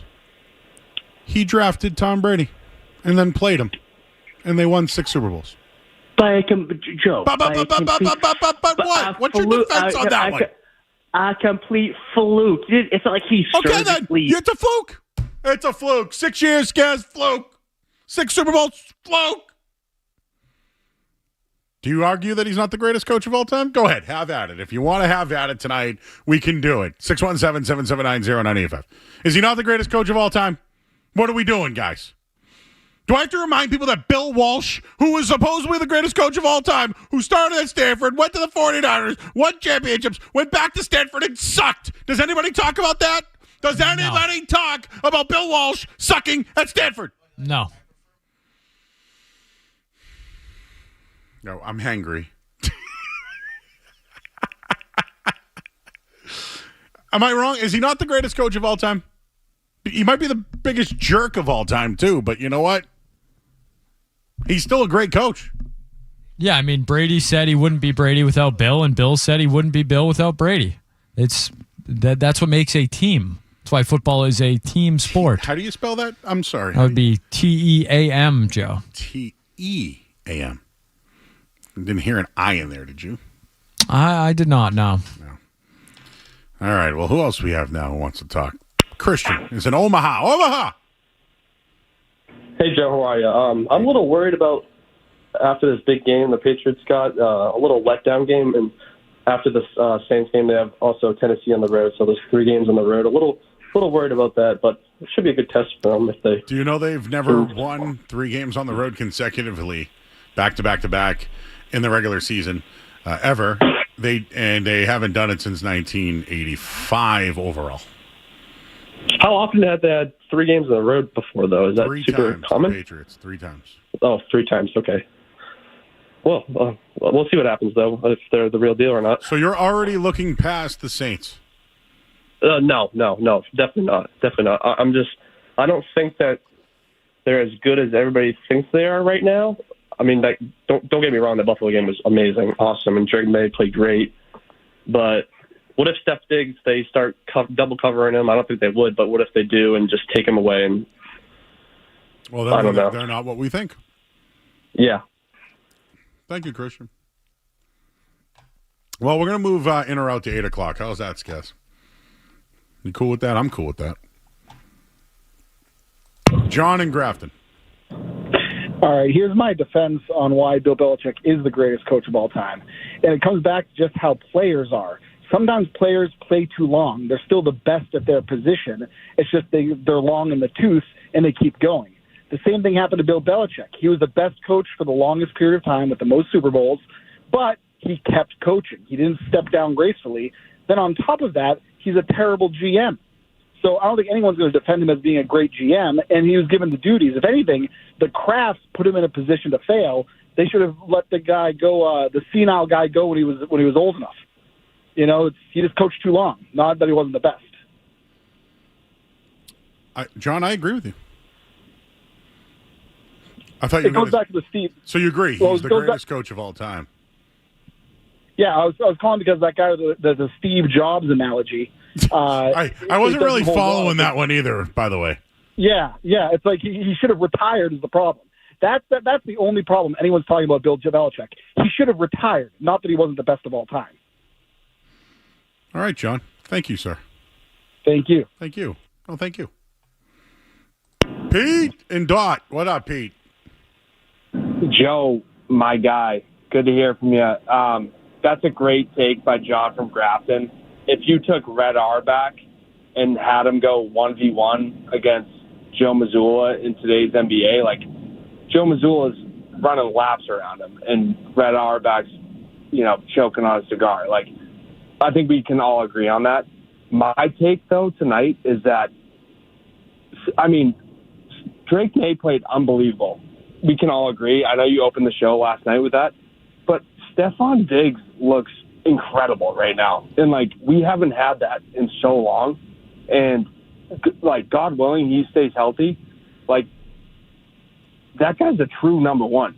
And as long as we have him, we're moving the chains. And we have a solid enough defense to keep going. And I'm just excited about that. But you got to try Archie's Deli right outside of downtown Crossing. They know me. You ever had a Yahoo from Yahoo? I've had a Yahoo. I've had a Bullseye. They know me at Archie's. I used to work upstairs, actually, from Archie's. All right. I just got put on 2 weeks ago. I work right around the corner from there. Yeah. That place is incredible. I'm just, I couldn't be more excited for Drake May. for Stephon Diggs, and for Yahoos from Archie's Deli. That's all I got for you. I love Archie's. You tell him Joe Murray said hello. Can I get a Yahoo, please? Thank you. All right. That's all. You ever had Archie's? So downtown Crossings, guys. Little sub shop, not a sub shop, a sandwich shop, like not even a diner, just a little sandwich shop. But there's a lot of business offices right there. Sam LaGrasse is like down the street right there and all that. But yes, very good. He called them the Yahoos, Bullseye, whatever it is. Great breakfast sandwich. Downtown Crossing. And there's a Roach Brothers downstairs. So you can, if you want like a big salad, you could get a big salad too. I know you're a chicken Caesar wrap guy. So if you wanted that, you could go there. But Archie's, calling me like I don't know where Archie's is, bro. All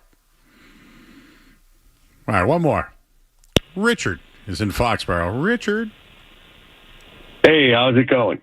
So first off, if we're going to talk subs, Two Italianos on River Street. Yeah, I'm from Hyde Park. Is the best sub. Exactly. I'm from Hyde Park. Not even close. Real Italian. Yes. But the whole thing about Belichick, I think he was a good coach. And I think he got the best out of Brady. And I can't see in the comparisons when people say, oh, yeah, well, Brady, elevated the Buccaneers. He didn't elevate the Buccaneers. He had friggin' Gronk. He had all those awesome weapons. I mean, it's an unfair comparison. Yep. That's all I had to say. All right. Cool. Thank you. Have a good night. Thank you. All right. I thought the Bucs were pretty good.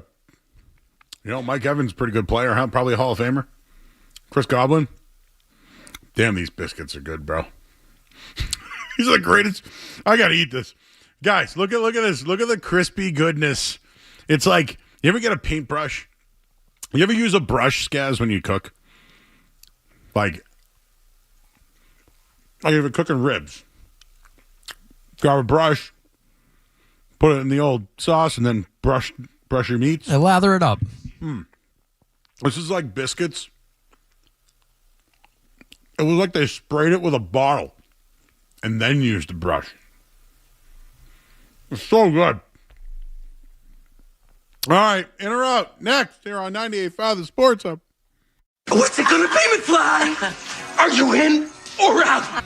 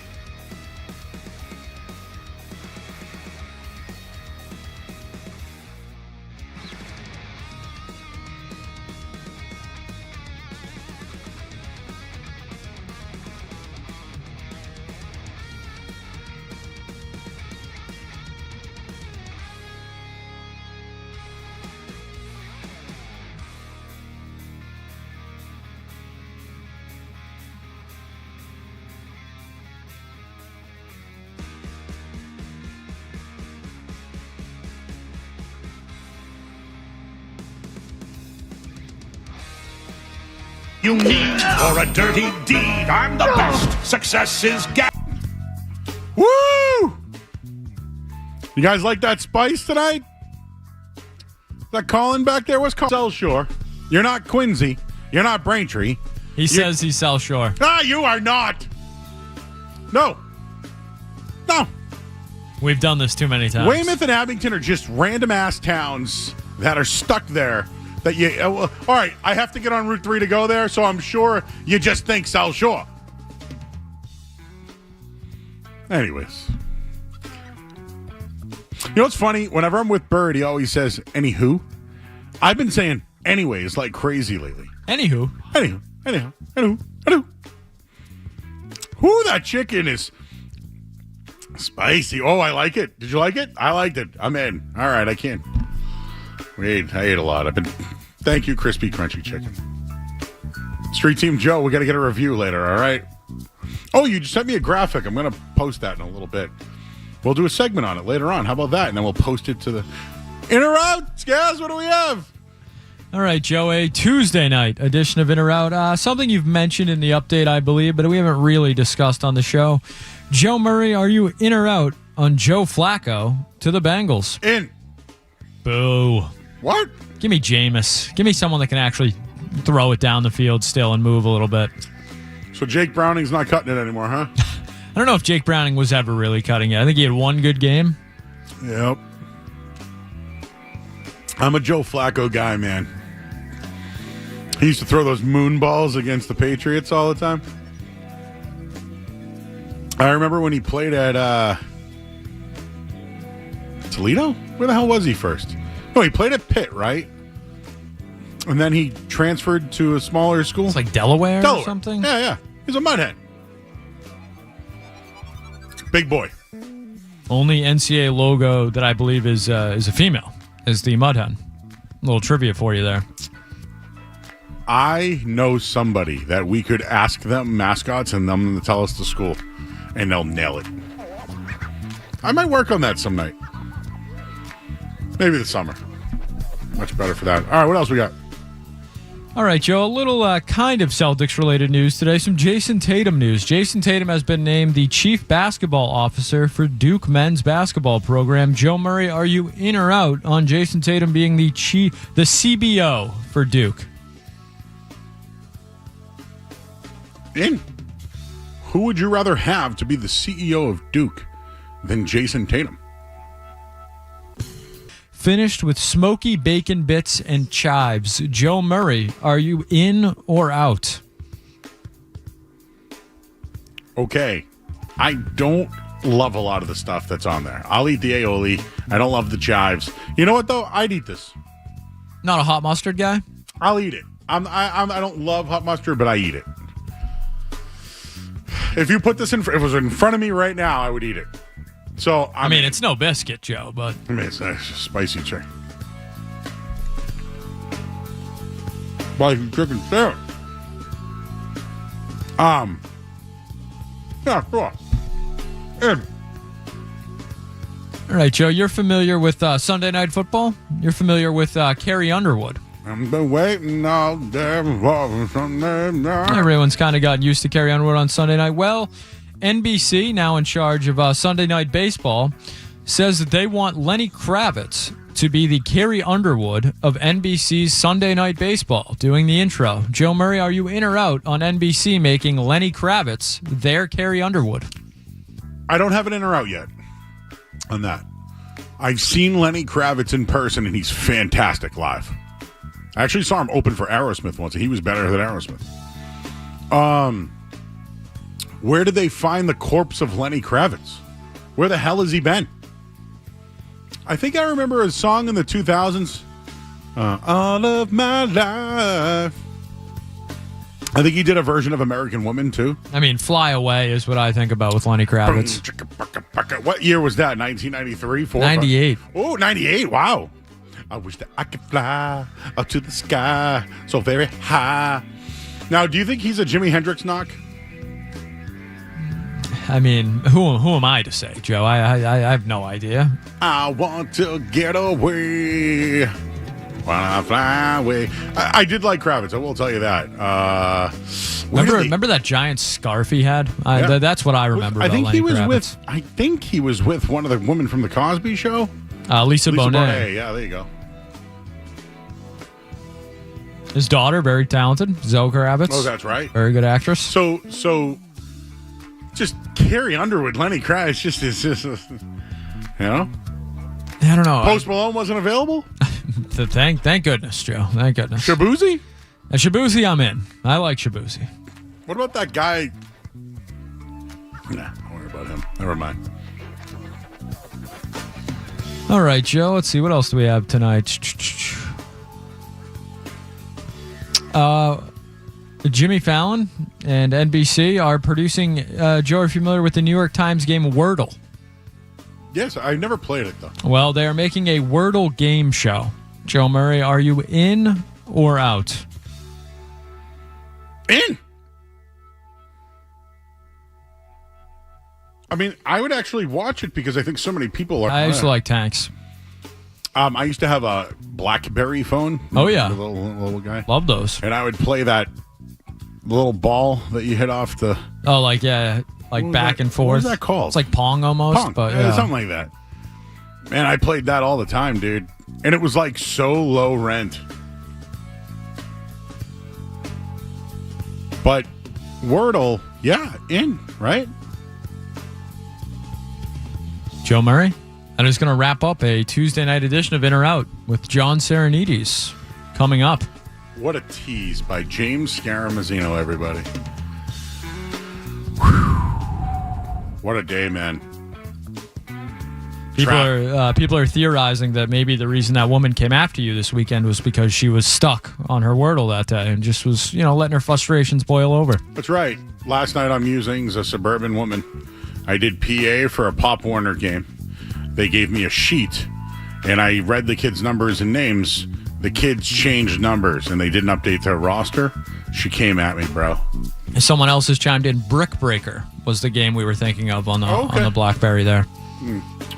Well, shout out to our good friend Jake Seymour tonight. Does all our video for here on the show. Stuck around a little bit tonight to help us out and did some promos. So shout out Jake Seymour. You can check out his work, 985thesports.com and on YouTube.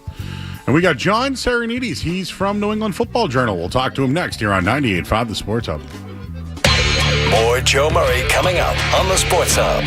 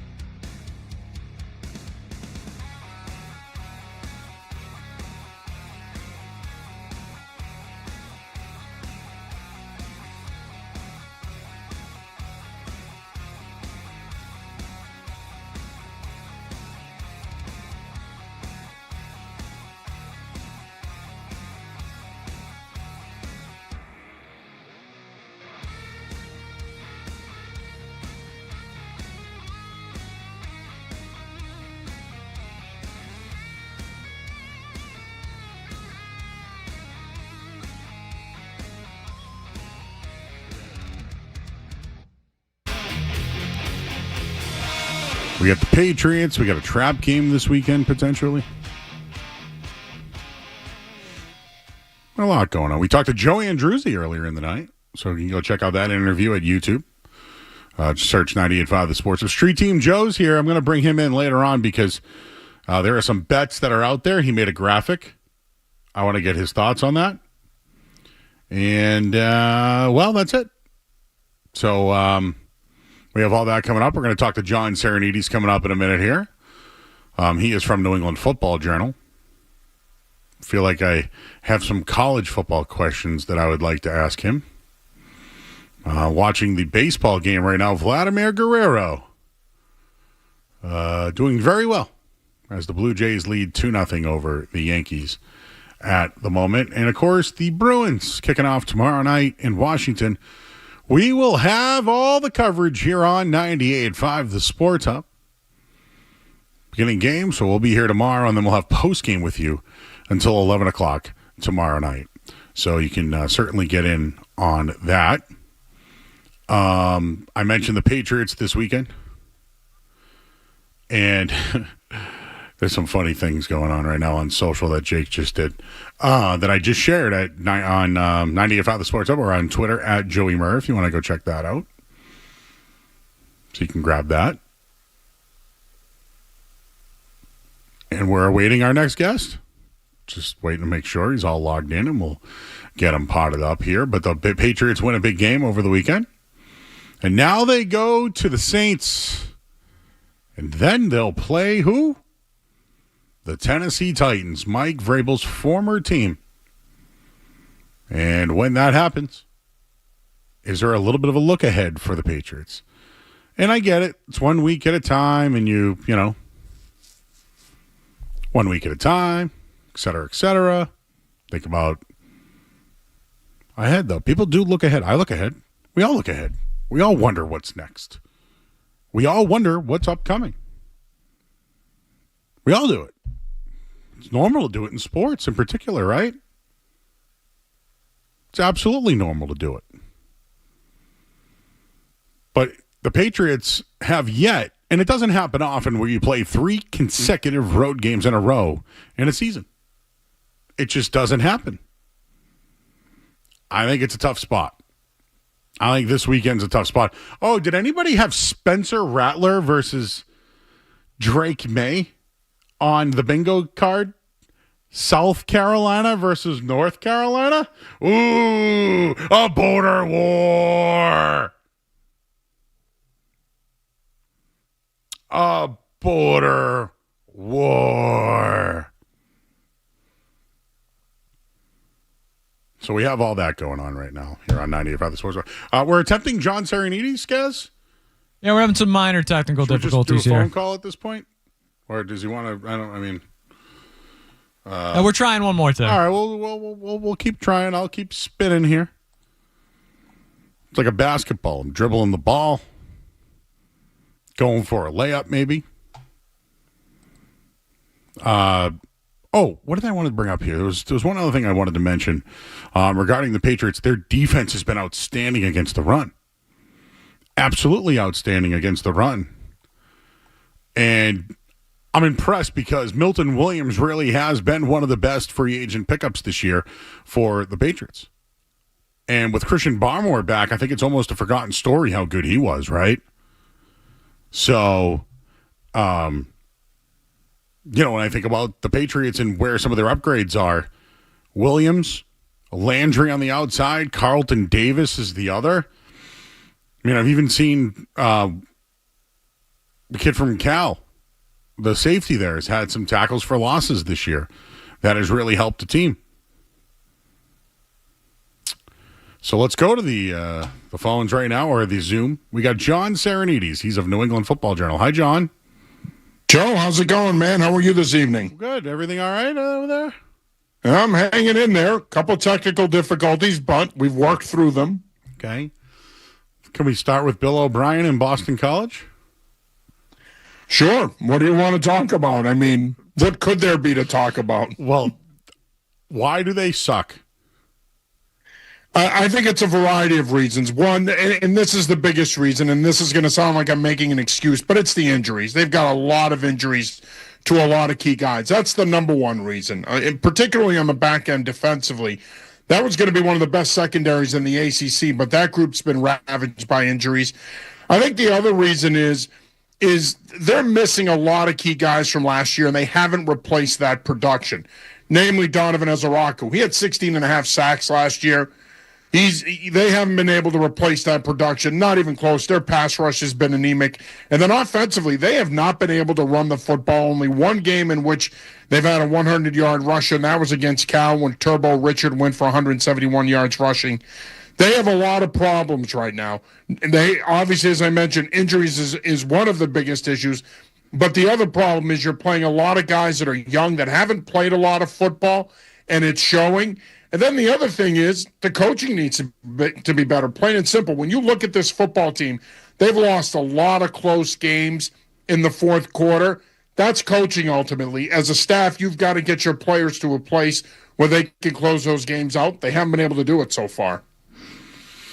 All right. I just wanted to lead off with that. I know that I watch you on TikTok, so I saw the anyone who thinks that Bill O'Brien's not the right guy, and I just wrote chirp, chirp. Just, chirp. I saw. Oh, you saw it. And by the way, I stand by that for what it's worth. There's already calls for him to lose his job. I think that's asinine. It's ridiculous. Look, who are you going to get that's better than him? And I think that BC fans need to wake up here and have realistic expectations of this football program. We're living in a time now with NIL.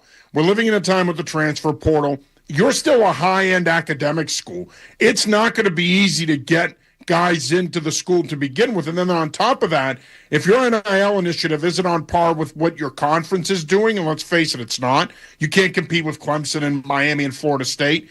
If you can't compete for players with those programs because you don't have the money, it's going to be hard to compete as a Power 4 program, period. So I think people that are either alumni or root for the program need a reality check here, okay? Bill O'Brien is the right guy for the job. I'm not sure you're going to do much better than this guy. So careful what you wish for. No, I get you. I liked the hire at the time, and, you fire him, now you got to do it all over again, and it's just, work it out, figure it out. Patriots this week, man. I was surprised. We had Joe Andruzzi on earlier. He goes, "What do you mean surprised, dude?" It was a bit, so he's very confident. He thinks that they are a good team, and he's not surprised by where they're at and loves what Mike Vrabel's doing. I mean, I will just tell you this. I was on the under this year. There's a lot of things. I was down on them. I'm down on Josh McDaniels, so all that. It's Drake May that's impressing me. It's Drake May that is, raising the floor and busting through the ceiling right now. So to me, this is the Patriots needing Drake May to be the best player, and he is. And if he plays like that consistently, dude, they're going to be great. Yeah, he's really, really taken the next step in his development as a potential franchise quarterback. You're seeing it statistically.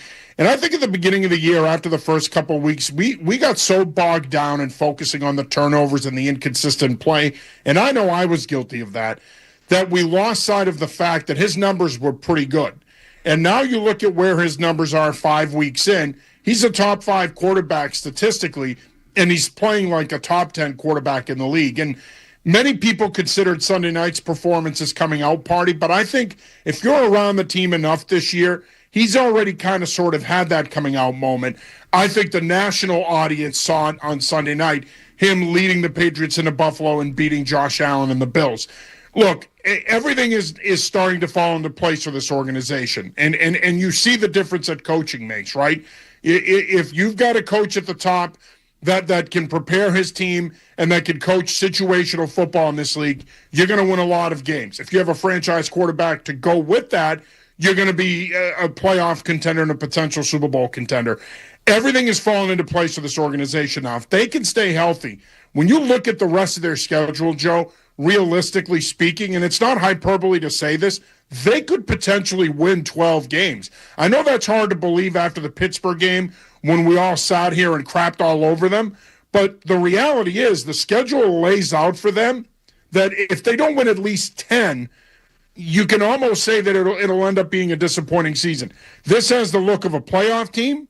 This is a team that I think is confident. They're on the same path that the Houston Texans were on 2 years ago and the Washington Commanders were on last year. And again, if they can stay healthy, there is no reason why this team shouldn't at minimum win 10 games, but certainly now be in the conversation to win 11 or 12 games. I think we can be that bullish about them. I think Sunday night is the start of something special with this team this season. So I feel like you've seen it. I'll admit, I think you were like, whoa, hey, this thing's a little better than we think here. So I'll agree with you on that. This week changed for me. I saw some throws there, man, that, the game looked slowed down for Drake May. And maybe it is Stephon Diggs playing at an elite level and actually having a top wide receiver. I know he's still not right yet, but man, that throw on the run to the right side, down the sideline to Stephon Diggs was absolutely beautiful. And, I know Diggs is a big part of this too to help May, but I think back to last year and to now, like, look what he was working with compared to now, dude. And I know he's like progressed, but that throw, man, and the guys he's playing with right now, he is elevated. He has, and he's making them better. And look, it's abundantly obvious the last 2 weeks that Stephon Diggs is healthy now. I think he's at that point where he feels pretty good physically, and it's reflecting in his play. I also think he's more comfortable in the offense. I asked him about this a couple weeks ago after the Carolina game. I asked him how he would assess where he was in terms of his comfort level in the system, and he said 5 out of 10. And I didn't buy that. I'm like, I bet you're further along than that. Sunday night, 10 catches, 146 yards. He showed us he is further along than that. And that's just it right there, right? Patriots haven't had a true number one receiver around here. You'd have to go back to 17-18 when you had Gronk and Julian Edelman. Those guys were the closest thing to a number one receiver that the Patriots have had since. So to have a guy like this that can bail out your young quarterback and help him out the way he has the last couple of weeks, and some people will say, well, he was motivated. He went back to Buffalo. Can he replicate that? Can he keep it going? I think he can keep it going. I think he's super motivated to prove that he's still a number one receiver. I think he wants to prove it to himself and to the organization and the fan base. I think he has plenty to play for and plenty to prove. I don't think it was strictly because he went up against the Bills. But, again, it helps Drake May's development and his maturation if he has a go-to target like Stephon Diggs. Hunter Henry has also been a go-to receiver for him. Kayshon Boutte has also been clutch for them in key situations. People forget the other night, Joe, he catches that cover 2 hole shot for 19 yards. That sets up the game-winning field goal. So, yes, he is making his teammates better, and he's getting as many guys involved as possible. But the emergence of Stephon Diggs the last 2 weeks has really changed the dynamics of this passing game. And in the process, it's really helped Drake May's development. All right, talking with John Sarianides of New England Football Journal. Check out all his work. Does a solid job over there. I think this week's a trap game, man. I'm worried. 3 consecutive games on the road, dude? Like, road this week, road this weekend, road next week, not to mention the Titans game and Mike Vrabel's return to Tennessee. It's not easy to do that. Take the Patriots out of it. How many teams win 3 in a row, 3 consecutive weeks? It's never happened under the Kraft administration. Now, the 1985 Patriots did it in the playoffs. They won 3 road games in the playoffs to go to the Super Bowl, which is the only time in the franchise's history they've ever done it. There's 3 other times it's occurred. It doesn't happen often, but they've yet to sweep all those 3 games. Well, if they are who we think they are, they should win this week. The Saints are not very good. And yeah, they beat the Giants last week 26-14, but the Giants are terrible. Okay, so I don't know how much stock I put into that. The Saints are not very good. Now, the thing that scares me about the Saints is their perimeter skill. They've got some speed on the outside with Olave and old friend Brandon Cooks, and you got Shaheed, and then you still have Alvin Kamara in the backfield. So they've got some playmakers on offense. But the question is, can Spencer Rattler consistently get him the ball? He hasn't proven that he can do that. And then on the other side, they're without Cam Hayward. They don't generate much of a pass rush. May should have more time this week. As long as the Patriots don't read their press clippings all week and take the foot off the gas, they should go down there, take care of business, and win this game. They're the better team.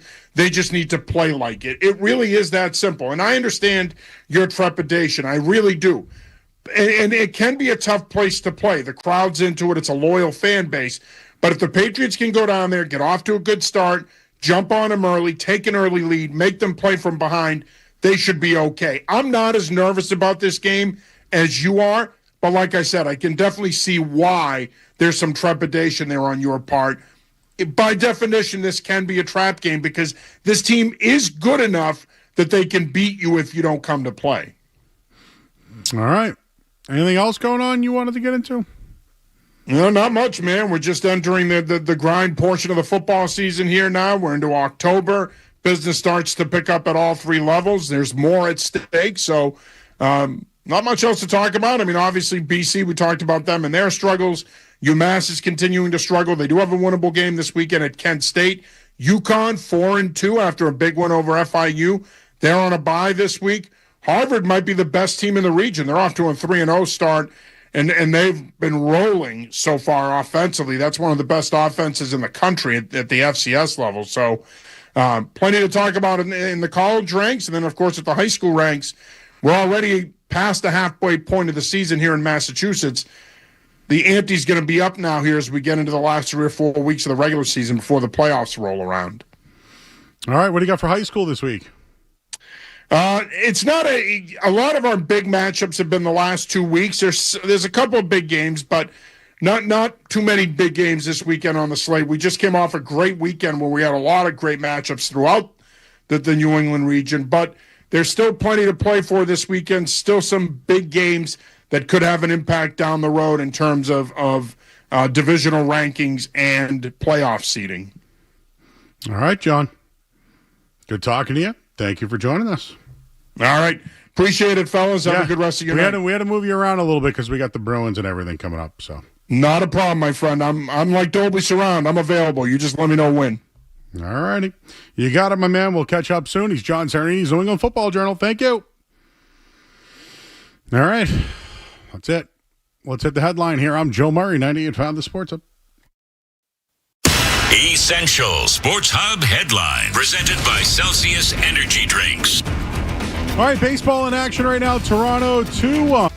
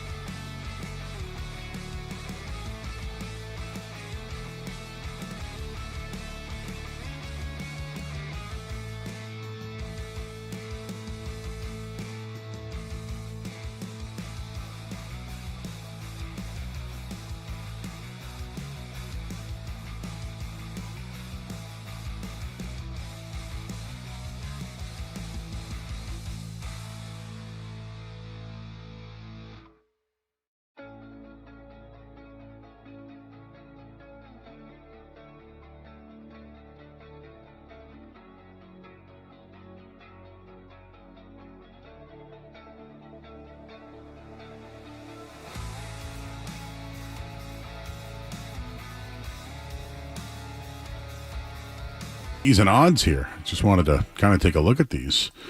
Pull up some future bets for tomorrow, team futures. So the favorite to win the Stanley Cup is the Carolina Hurricanes, plus 750. Edmonton comes up at plus 800. Then Vegas. Where are the Bruins? But where are the Bruins? Oh, my God. Boston Bruins. Oh, my God. The Bruins are projected to be the 1, 2, 3, 4, fifth worst team in the NHL. Fifth worst team. They are plus 15,000 this year to win the Stanley Cup. Hey, Scouts, $100 get you 15 grand. You in? Always, Joe. Oh, so you're in? $10. Well, $10 get you 150. That's right. Yeah, why not? Okay, that's good. Oh, we'll split it 5 and 5. All right, what do you think the Bruins' odds are to make the playoffs? Do you think they're high or low? Well, actually, do you think they're favorable or unfavorable? I would say unfavorable. Minus 600, no. What's the number with the plus on that? Plus 400. Okay, all right. That's just to be the 8th seed. Yeah, I think unfortunately they're going to live in that 10 to 11 spot. So you don't think Jeremy Swayman can sway their way to an 8th seed? A big year for Sway. A big year for just finding out anything about some of these guys if they're going to be here in a year or two. Who knows? But I have them just outside the playoffs, kind of in purgatory, the worst possible place you can be, where you're not getting a top-end draft pick and you're not in the playoffs. Okay. So not playoffs, so we have that. How about team points? The best team right now is said to be the Carolina Hurricanes. What's up with that? Why are they? Everybody always loves the Hurricanes going into the season. So team point, I guess, is what this is. 90 regular season points. So Carolina, Vegas, Oilers, Stars, Lightning, Avalanche, Devils, Leafs. Where are the Bruins? Where's Florida? Where is Florida on this one? Where are they? Oh, they're already played. So they're not on the. Yes. While we're on the Bruins, Joe, outside of David Pastrnak and Jeremy Swayman, who excites you on this Bruins team?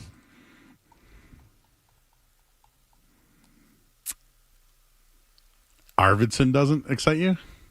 I mean, I kind of like our guy, Husnudinov there. Oh, who's he going to be the fourth liner tomorrow? Yeah. Sean Corrali at center. Not exciting. Kastelik at wing. Not exciting. And our buddy Husnudinov on the other side. Husnudinov, maybe exciting. Okay. How about our Minton? Sorry, excuse me. Yeah, Fraser Minton there? Yeah, maybe. Sure. Mikey Isamont? It showed us a little something in the preseason. Put the puck in the net. Tanner Janot? Not excited about his paycheck, but it'll be fun to watch him hit a couple guys. Great for the room, they tell us. Great for the room. Casey Middlestat? Yeah. Casey Middling? Yeah. I mean, sure. Pavel Zacha? We know what he is. Arvidsson? I think you're going to have fun with these names this year, Joe. I'm getting a sneak peek here. Bruins are plus 320 to hit 90 points this year. They're plus 2,000 to hit 100. 110. Should we keep going? 12,000. Yeah, I did. No thanks. See if there's a Vezina on here. Awards. How about that, huh? Let's see. Goal scorer awards. David Pastrnak plus 800. Okay. That would be the Rocket Richey. I did see. Might have been Keith Yandel. I saw somebody this morning saying that you're going to see better hockey right out of the gate this season than you would normally see in the first half of the year because of the Olympics, because a lot of these guys are playing for spots. And I think the Bruins have, Jeremy Swayman's a guy who he wants to be Team USA's starting goalie. That's something that, he aspires to do, that he hasn't. I mean, he's done it, but he hasn't done it on a stage like this. So there is a lot going on for Jeremy Swayman, not just the Bruins, but if he wants to be one of those guys represent, and I think he'll be one of them pretty much guaranteed at this point, but will he be the starter? I think that's something to Jeremy Swayman needs to have a good couple months out of the gate if he wants to be the guy for Team USA. Pasternak's another guy where he's going to be at the Olympics, but Zacha, guys like that, I think this should be a very good year for the NHL. I don't know if it's going to be a very good year for the Bruins. In fact, I would lean that it's not going to be. Vezina Trophy winner, goaltender of the year, Hellebuck, Vasilevsky. Where is Jeremy? Oh, Linus Allmark's on this list, plus 3,000. Jeremy Swayman, plus 3,000. So you're telling me him and Linus Allmark have the same odds for the Vezina? Top 15 goalie. Okay. In or out? Is he getting paid like a top 15 goalie? He is like a top 5 goalie. Okay, I was just checking. Not good. Yeah, just wondering. Okay. That's all I got. Maybe we can do a little more of this tomorrow night. Oh, Luke is in Boston. Hi, Luke. Hey, guys. How's it going? First time, long time. Mm-hmm. Heard you guys talking about the Bruins and what other players excited you aside from Swayman and Pastrnak. I know it's not the most exciting lineup, but I didn't hear Geeky's name dropped. I thought he had a great season last year. Looking forward to seeing what he's got in the tank for this year as well. What do you guys think? I didn't mention Morgan Geeky because I have an expectation of him. Fair enough, yeah. All right. Well, I like to hear that then. Okay. Yeah, Geeky's a guy that I expect to be good this year. Maybe I didn't phrase it correctly, but I'm a Geeky, fan. I mean, the whole first line, what can we say? Yeah, you better hope they're good. Pastrnak was their best player. You think Lindholm takes a step, right? You gotta hope. And we gotta hope that. Second year in the system, new coach, and then Geeky. There's no one else unless Zaka's going up there. We know what that's all about, so. How about Justin and Lynn? Hey, Joe. I just wanted to say that I'm not looking at it from an individual point of view. I'm looking at it from a team-wide point of view where I think this team has to show a lot of development moving forward. I don't think they're going to be a playoff team this year at all. I know, Justin. It's going to be disappointing. It's going to be disappointing. I hear you, bud. All right. Let's do the musings. We'll do that next. Coming up here on 98.5 The Sports Hub. You're listening to Joe.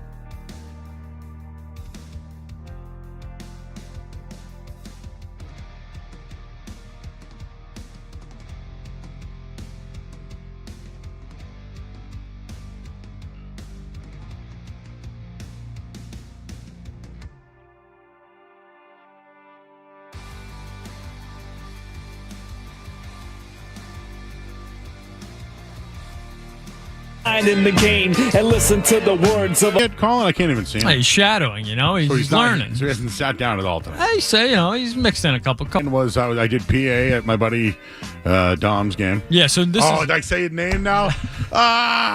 Nothing nearly as it's not so much of a musing as it's a question, Joe. A homeowner question for you. As I'm having a lot of people come to the house, a lot of services being done, upkeep, stuff like that. Who do I tip and who don't I tip is what I'm trying to learn, Joe. We had some plumbers over at the house the last couple days. You're not tipping a plumber, right? Are you? We're giving a big job. Let me think of this for a second. Okay. All right. So I had a heating guy come once, and he's like, yeah, it's in the mail. I said, all right, no problem. So no tip. I tried to tip a guy once, and when I gave him the tip, he gave me the money back, which I thought was really good on his part. Plumbers are making dope, bro. They know that it's a nasty, dirty job, so they're raising that thing just for the smell alone. But did you tip your plumber? I did not, no. Good, yeah. I figured that was pretty... He priced pretty... the job knowing, Plus, they give you a price knowing that you might... Hey, man, it's $3.50 for that, dude. All the time. Me too. I tip extra and hit express, so, I get my food faster. When I do ride shares, it gives you the option to tip the person when you're in the car with them at the time. So I don't like to do that. They got to finish the job, baby, before you get your tip. Give them a little cash on the way out. That way they're getting all of it. You do it in the app. So you don't know who's getting two what. There, and then when I get in, okay, I never thought of that.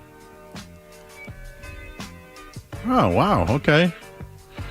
I know, mail guy, you throw him something around the holidays. Trash guys, throw him something around the holidays. Are you a drive-through guy, Joe? You do a lot of drive-through, right? I do some drive-through, yeah. I usually always tell them to keep the change if it's short.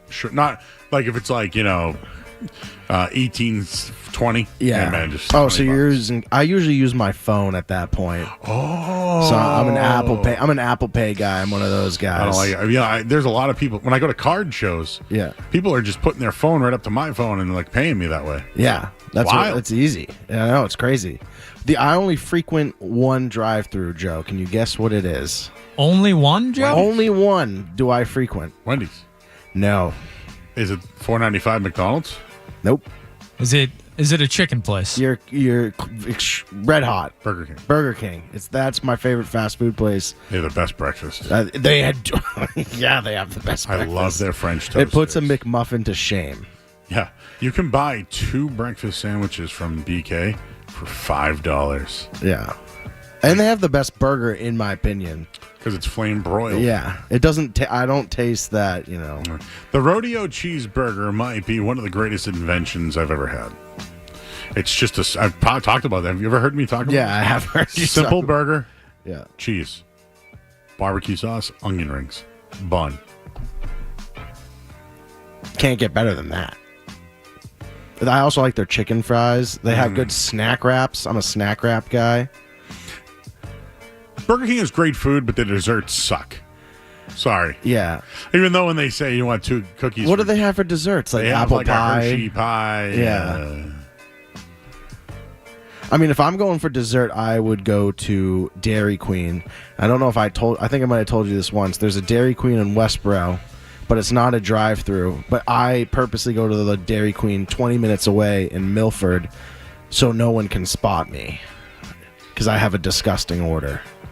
I'm sorry, Joe. You're traveling out of your way to go to a secret Dairy Queen so no one sees what you're ordering? Yes, exactly. Because at my Dairy Queen, I have to get out of my car and have to go up to the window. Sometimes there's cute girls working there, and I don't want them to see my order. So I'm like, let's take a nice drive. Are you fat shaming yourself? Yeah, windows down. He's like victim shaming himself as the victim. Yeah. But you want to know my... Well, Joe, you got to tell us the order now. Real quick. You go in disguise? No, or you go to the Milford because you don't want to go to the local because, one? Yeah. And the Milford has a drive-through. It's also a grill and chill, so there's food options as well. So that's, I could get dinner and dessert. Dairy Queen's got amazing food. Yeah, they do. They really, really yeah. do. So that's another Good reason. burger there. Yeah. Yeah. All right, give us the order. Just real quick. You said go in disguise, so that's why I was thinking if you're driving the same car, how do you go in disguise? He's in a trench coat at Dairy Queen. Yeah. I used to have when I was younger, because I always have the same order. I used to send my mom to get it for me if she was out and about, and eventually the girls in my grade would come to understand that was what she was ordering for me. So I was busted. But now it's just a habit. So, we're talking Wendy's order or Burger King order? It's a Dairy Queen. Dairy Queen Sorry. Blizzard order. So, okay, what do you get? Okay, so if you're gonna think this is disgusting. And so real quick, the last time I went to a Dairy Queen was down the Cape. I think it's in Harwich, and there's one down there. I went one day and I got a Jim Dandy. You know what that is? I do not know what Jim Dandy is. It's like a banana boat, kind of with chocolate, vanilla, and strawberry. That sounds pretty good. No nuts, whipped cream, all the goods, hot fudge. All right, so maybe you're not going to be as far off on my Blizzard as I thought. Okay. I don't do Blizzard, though. That's a Sunday. Yeah. Blizzard, I get like Oreo and whatever that was. There's a new Reese's Oreos one out as the one that we tried. Yeah, and we were unimpressed. Yeah, we left it in the fridge when it was gone. Oh, it's gone. Dude, it was gone the next day because I looked. I wanted a little sweet. I had a sweet tooth. The next night I went in, it was gone, dude. Is that like against, we left those open. I will tell you sketchy. that we left 2 packages, four Reese's peanut butter cups. That were opened. Yeah, it wasn't like fresh. We put them in the fridge. They were gone the next night. Sketchy. Smelly. Yeah. Suspect. Suspect. Yeah. Who are the leading suspects, do you think, for could be anyone? Not saying any name. Yeah, not saying any names. Because we're here at night, first thing in the morning. And dude, here, like the morning show, I will say this about I was here last Friday. They all kind of mind their own business. Like Fred goes downstairs, Wallach doesn't really move. Hardy doesn't really sniff around much. Mm-hmm. Maybe Nick. It's always Nick. But you got to remember, Steve, the IT guy, is here. You know Steve? I've not met Steve. He has a nickname that I won't say. But he's here early. So he's a suspect. I have Steve as a suspect. Nick is a suspect. What about the... Now, Milliken gets here early, too. I just don't want to... I mean, is he on the suspect list? Yes. Yeah, all right. Maybe not a lead suspect. I would like to say Zoe, but the thing with Zoe is when he gets here, he doesn't really he kind of gets in and does the show. Now, I don't know what happens after the breaks. He could be opening up all the drawers and fridges. And he's not a sweets guy. Do you know that? Zoe? He's not a sweets guy. Not a sweets guy. So it's kind of hard. Like if there was an apple pie out there, can't really blame him. Just like cheese with scaz. What about Beetle? Do you think no, he's lost so much weight. No. Yeah. Okay. McCone, no, he's too shy to steal. It's not Felger's on Joe, tell us the Dairy Queen order, please. The people in chat are furious. All right, chat. Well, everyone, if you have ordered more disgusting than this, please call in. I go strawberry vanilla ice cream with strawberries, bananas, and cookie dough. Now, you ask me why I go strawberry, banana, and cookie dough.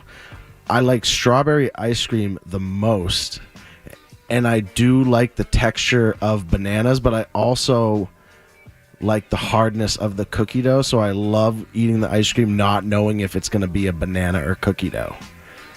And that's where I get my sweet and savory going on right there. So, and that's like my fruit consumption for the week in that blizzard. So so strawberry, banana, cookie dough. If you haven't had it, give it a try. Not on the menu. This is an off the menu ask specifically, but you'll get it. Was that as disgusting as you thought it was going to be, Joe? Nope. What's the most disgusting dessert you think you've ever had? or indulgences. Disgusting? Maybe not disgusting. What's an indulgence you have that may not be, normal? I do a watermelon sherbet with cookie dough mixed. Well, that sounds pretty good. With chocolate sprinkles. So you have you buy watermelon sherbet, and then you add on. So, I'll go to like a Richardson's or something. Yeah. And I'd be like, 1 scoop of watermelon sherbet, 1 scoop of cookie dough. And they look at me like, ooh. And then they make it. Okay. That sounds pretty good, actually. It's fantastic. Yeah. Because I'm getting my vanilla, I'm getting the watermelon, and I'm getting my little cookie dough. Yeah. Maybe I should add banana to it. Banana ice cream is actually, if I go to like an actual ice cream place, banana ice cream is my favorite ice cream. I can't say this order is, I'll say, strange, but it's not send your mother or go in a disguise 20 minutes away kind of strange. Well, Skaz. Can I give you a scenario on this? Yeah. I live near a Friendly's. There's not many Friendly's left. I live near a lot of ice cream places like Holy Cow and other not chains but local. So I can go to anybody. But Friendly's is so easy. Plus, if I want food, I get myself the little barbecue cheese chicken melt. The barbecue chicken melt? Yeah, that's really good. Get that with a little bit of a waffle fry, maybe. And then you can get an ice cream because it's the meal. Is it a drive-thru? Is it a drive-thru at one? Not this one. Route 1 used to have a drive-thru. Yeah. The one in Marlboro Colorado does have a drive-thru. That's right. Yes, I drove by there last week. I'll be there next weekend. Yeah. Yes. Yeah. Group outing at Friendly's. Imagine me driving down. Wait, you have a card show no, next weekend? I got the dispensary again next week. Oh, okay.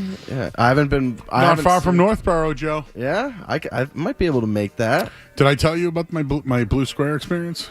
So you never responded to me when I was like, "How you told me about the?" You know what I think Chicago I did? Pizza. I put photos in my. When you text somebody? Yeah. I put the photos in the text. I never hit send. Oh, okay. Yeah. So when you texted me today, you showed me the Chicago pizza. The Chicago style, very good. It barely made it home. But did you get the Detroit? Came with 4 slices of delight. Can I tell you? Can I tell you about this? The Detroit I liked. Yeah. I got a great one. Like it's when you love it's hard. Yeah. That Chicago thin style. Yeah.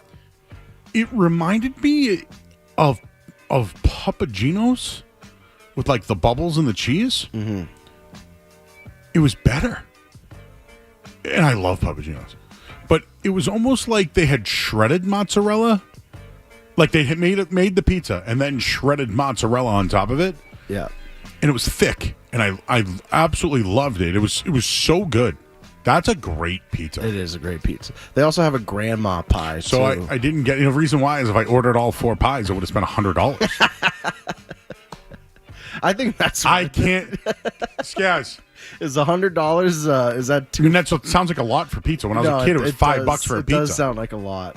You know where I went this weekend? You ready for this? I finally went to I Love Frankie's in Worcester. It was fantastic, and I would say the steak and cheese stole the show. Oh yeah, the steak and cheese. What have you been to I Love Frankie's? Oh, is there? What's going on here? He blocked me. Oh, what happened?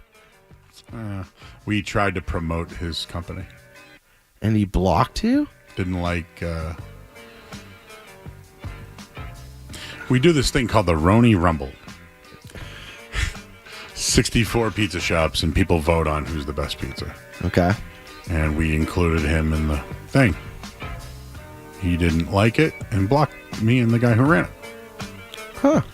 I was just trying to help him. It's kind of like that guy with Portnoy in Cambridge. Oh, I know what you're talking about. Yeah, it's like, here I am doing pizza outside your Yeah. place, and it's like, okay, you got a problem with what I'm doing? So I've heard great things. You know what I heard that's better out there, though? What? Olo. Olo, Joe, we'll go to Olo.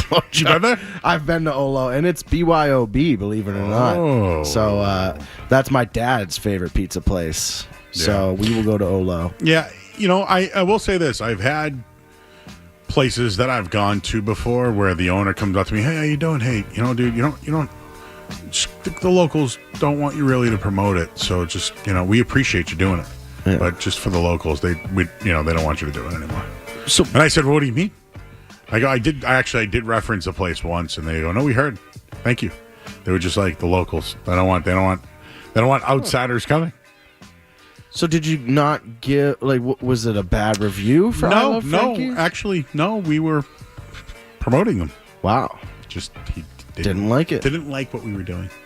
But these pizza people with pizza brain are different. Which is ironic because he was begging Dave Portnoy to come to his. Oh, is that true? Yeah, I saw that on YouTube.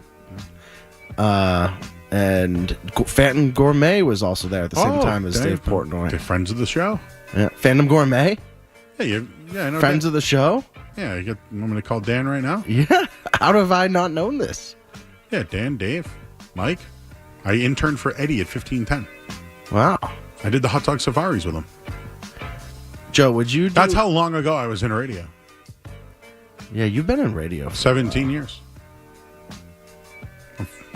Yeah. I feel like you're at the point where you come in and you just naturally can hold a conversation for a million hours. Well, Joe, may I just say that you can just come in and hold the conversation for over 14 minutes? How long has Joe been going for, Skaz, you think?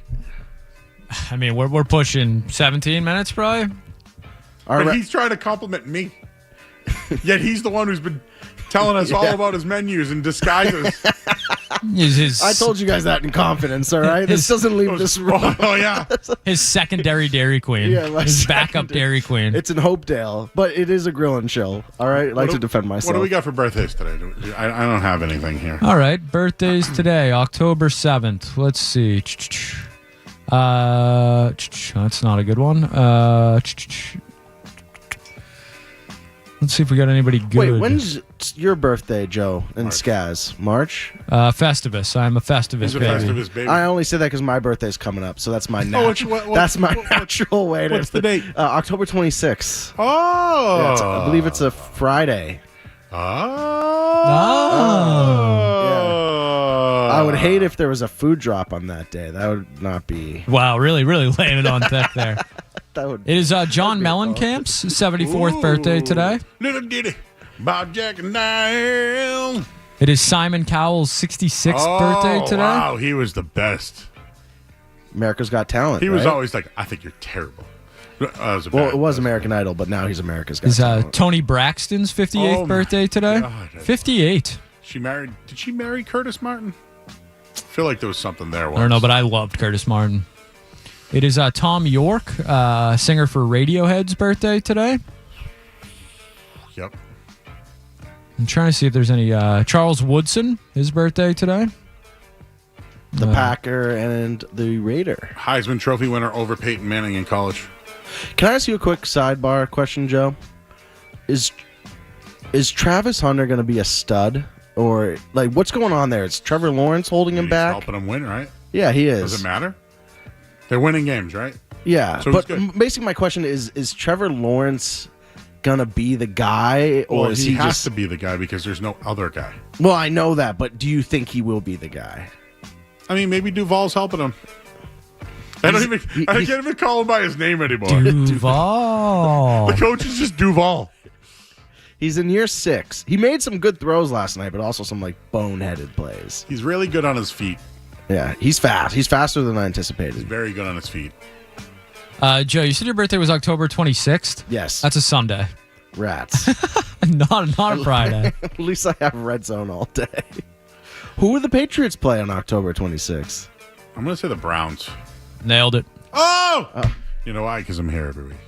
Is it at home? It is at home. Oh, maybe I'll. New England Revolution's legend Lee Wynn's birthday today, and Louis Capaldi. That's all I got, Joe. I need to know Joe's order. People were upset. I need to know Joe's order. Strawberry banana cookie dough, people. Give it a try. Strawberry? Banana. Cookie dough. Not blended. Blizzard. Oh, yeah, blended. It comes out like a strawberry ice cream with a banana cookie dough texture, and you don't really know if you're getting a banana or cookie dough. It's a thrilling experience. Taking over. Mr. Ariano is on the line. Hello, Mr. Ariano. Wow, I'm in the presence of greatness. This is crazy. Dad, I didn't know you were calling in. You're surprising me. Of course, I'm hearing all Olo's Pizza and I Love Frankie's and all these things. It's like I'm getting all fired up. Well, that's the point. That's the whole point. I got you excited. 90. Now it's got your palate is thinking right now. Dad, of course. How good was that? I Love Frankie's steak and cheese. It was better than Gino's in Philly. I would have. It to was agree. better. And what about Olo's? It was. Yeah, and well, I haven't had the steak and cheese at Olo's. Olo's Pizza's like legit. They don't do BYOB anymore, but they're a Detroit pizza. I think they only do it on Wednesday, Saturdays. It's not an everyday thing. Oh, only Wednesday, Saturdays. Yeah, but quite good. And Joe, you've now gone to the big city of Hopkinton and gone to Blue Square. That's some serious pizza. Sir, Mr. Sir, I went to the one in Northborough, actually. Oh yes. It used to be a barbecue place. That's numbered.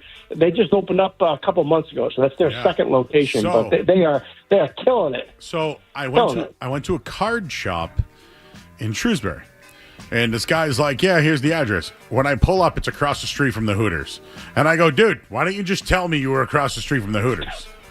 Right. Because I know I know where the Hooters is. The whole world knows where Hooters is. Literally. So I went like 495 through a back way through like whatever, and I'm like, dude, I'm at Hooters. I could have just went Route 9. It's across the street from Hooters. Literally. That's where I met Skaz for the first time, in case you didn't know, Mr. Ariano. Oh, fabulous. Hey, so I got a question for you guys. Sure. So here's the question. So you're going into a place that you know nothing about. You have no idea what they're known for. If there's a single food that you're going to judge them on, one food that you're going to give them a grade on, forget the rest of the menu, you see it, you order it, and that's what's going to define them. What are you ordering? Are we an Italian place? I'm not going to define that. You guys pick, right? You're saying I'm all my eggs in my judging basket is on this. What's the food you're ordering to judge a good place on? I have my answer, Joe. Would you like to go first? Yeah, you go. Dad, you know me. I am the burger man. I get how many burgers do I get a week? I don't know, but it's a lot. Yeah. Every place we go, I get a burger. You get the best lobster roll. You get the best lobster roll in the world, and Joe's judging you on the burger for sure. Yeah. If I'm judging you by your basic cheeseburger, just your cheeseburger, maybe you get some, like as you said, barbecue sauce, ketchup, onion rings type stuff. Give me your basic cheeseburger with your french fries, and I will judge you on your french fries too. That's huge. What about you, Mr. Ariano? Well, no, I was deferring to the panel first. I'll give you my answer after you guys are done. Do you want to? Okay, unpopular opinion, but mine is definitely appetizers. Oh. I feel that there should always be a chowder on a menu. Yeah. So I will always judge a place by its chowder. And I like mine thick. Respect. And I like mine with lots of potatoes and clams. Yep. Sometimes I like it when they put, like, there's a place I go to out in Ipswich.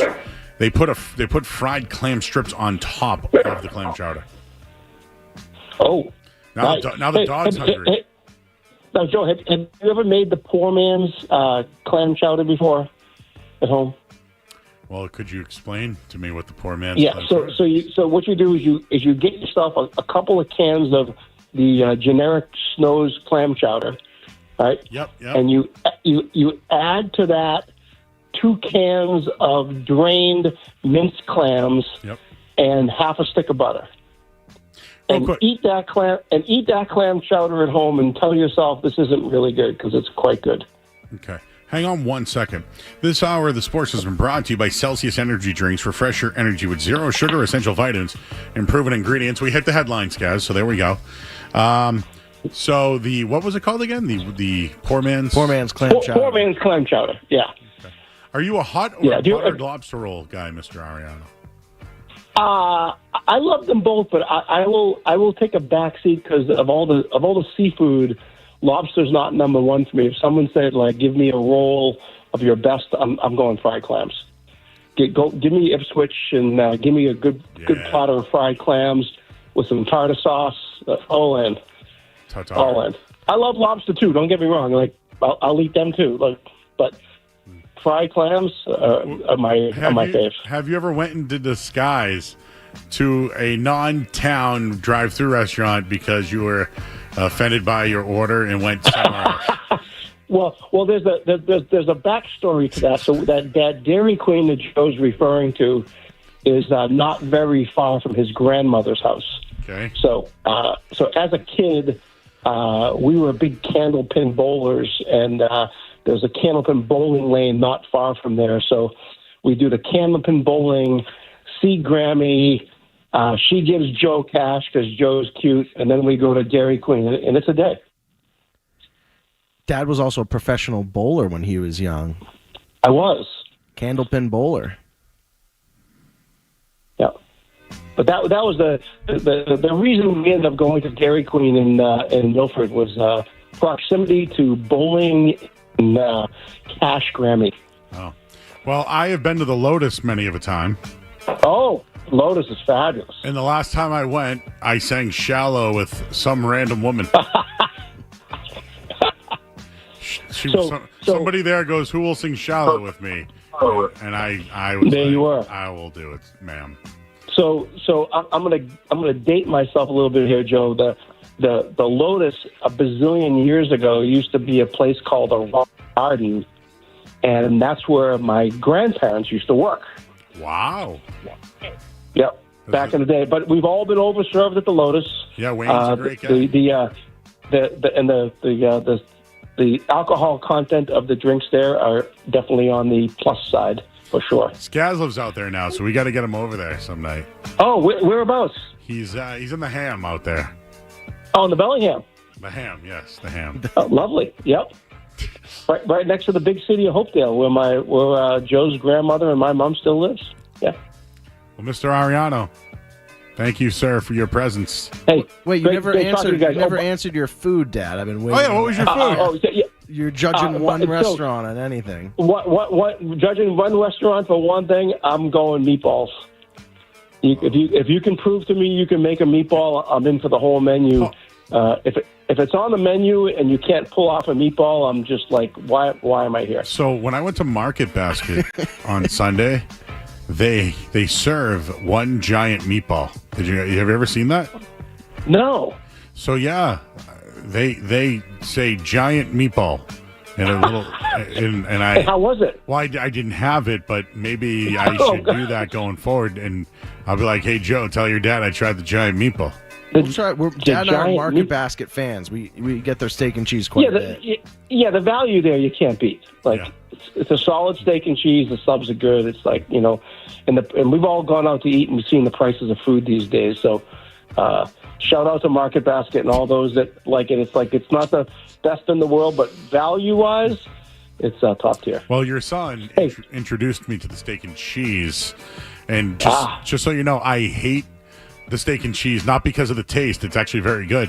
But whenever I go to the Market Basket and someone orders a steak and cheese in front of me, the worker just literally gives all its attention to the steak and cheese. They can't multitask, right? No, not at all. You know what I'm talking about, right? They put they put it down. Their backs to you, and I'm like, can I get some chicken wings?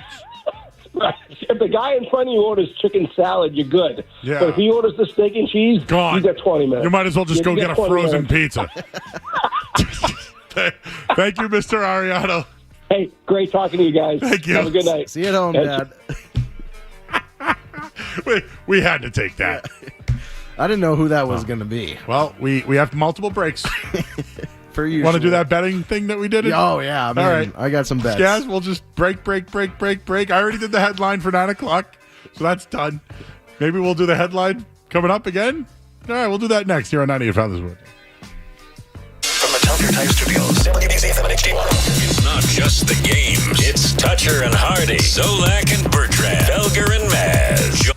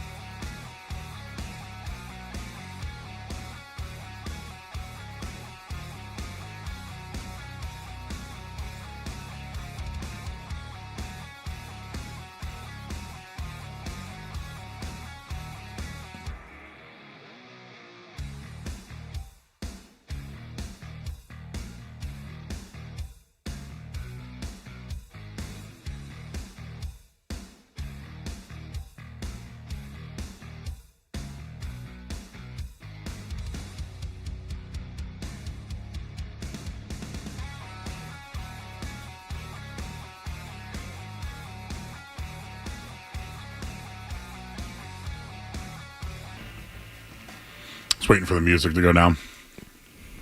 Street Team Joe is here. His name is Joe Ariano, everybody. The chat loves Joe. Not me. They love you. I mean, I guess they love me, too. I guess there's people who love us. When I first said I was here at the beginning of the 6 o'clock hour, we had a lot of fans. So, which we have some business to attend to, real business, like sports takes. Yeah, sports. Intern River just came in, and we do socials every night. And it's just it came to my attention that the question that was asked, you and I gave essentially the same answer. Yeah, we did give the same answer. And we didn't know it. Yeah. Which is just on par for us. How old are you? 28. I'm 43. Yeah. We're not that far separated. Yeah. So I was just telling Skaz back there are times when you talk to me and I just understand. Yeah. You're like, hey, sometimes I go to the drive-thru that's not in my town because, I'm getting a really big order. I'm like, yep, yeah, I know. But then Skaz is like, Skaz is like, wait, what? And I'm just like, yeah. Yeah, that makes I got it, man. Yeah. I know. Dude, I know, man. Instead of going to the Hyde Park, I go to the one in West Roxbury. I know, man. I don't want to be seen. Yeah, I know. I know.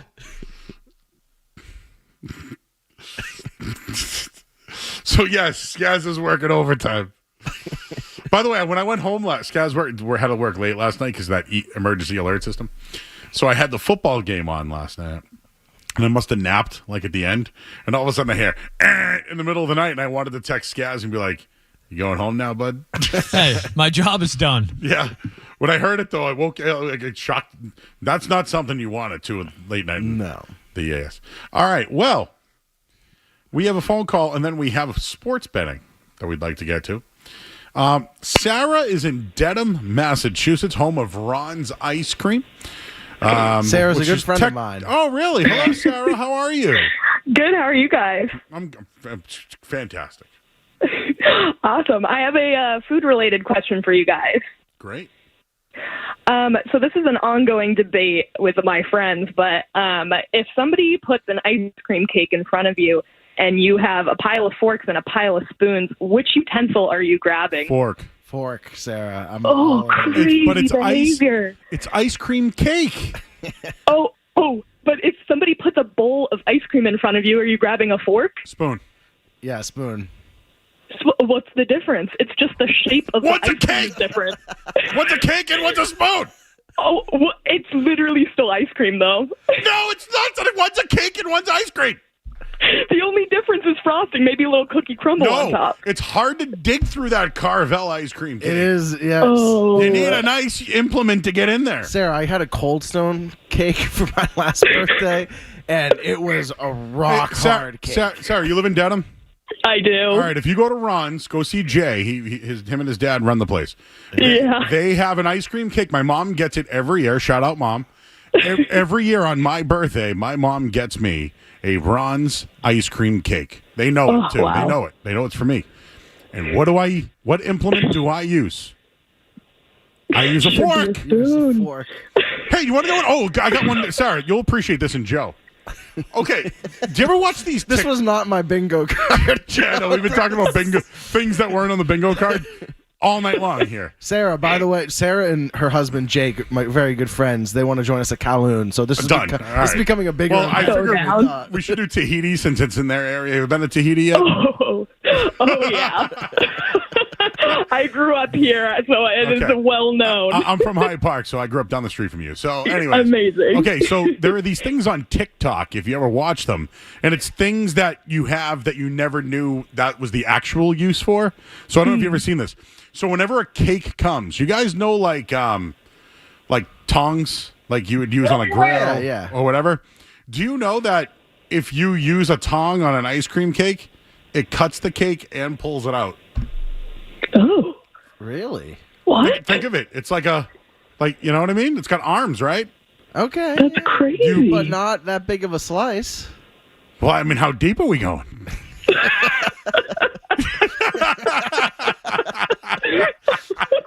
Pause. Oh, God. So even Sarah knows. Skaz, what's going on back there?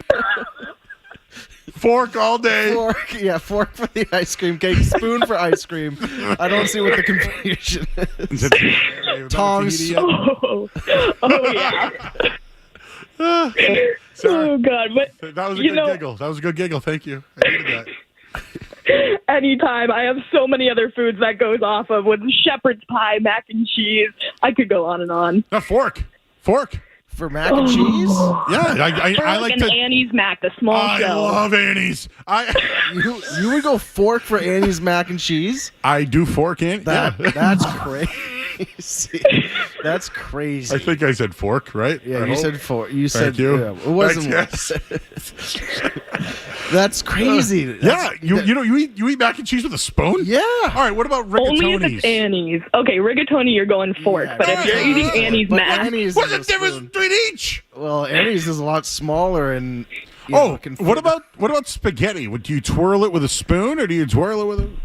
What else? Nah, you just twirl it with the fork. Yeah, you just twirl with the fork. You know what, Sarah? Could you come up with more, please? And I would maybe we could do this. I like the debate. Maybe we could have more of this. I do. I love it. I do like the tongs. I have to. Yeah, think of it. You know the test tongs I'm them out. talking about, Yeah, right? yeah. Like something. If you just put it right down on the cake. Yeah. Pull it right out, baby. Pops it right out. Thanks, Sarah. Bye, Sarah. Anytime. Appreciate Bye, you guys. Bye. Since it's in their area, have you been to Tahiti yet? Oh yeah. Oh.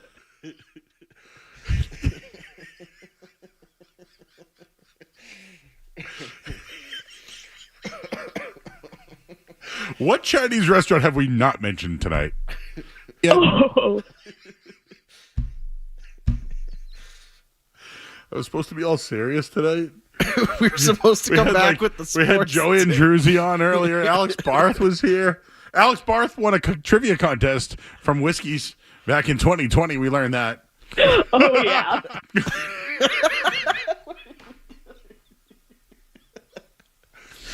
What about the one when I said it depends on how deep you go? Yeah, let's hear that one. I was letting that one breathe. Oh, saving that one. All right, well, we got our DraftKings bets. Oh, my Or you want to do top five? Should we pause? Yes, should we pause? You could take it to 55 All or, right. yeah. All right. Sauer, the Sports is brought to you by Safety Insurance, providing comprehensive coverage for your auto, home, and business. Ask your independent agent about safety. Well, I mean, how deep are we going?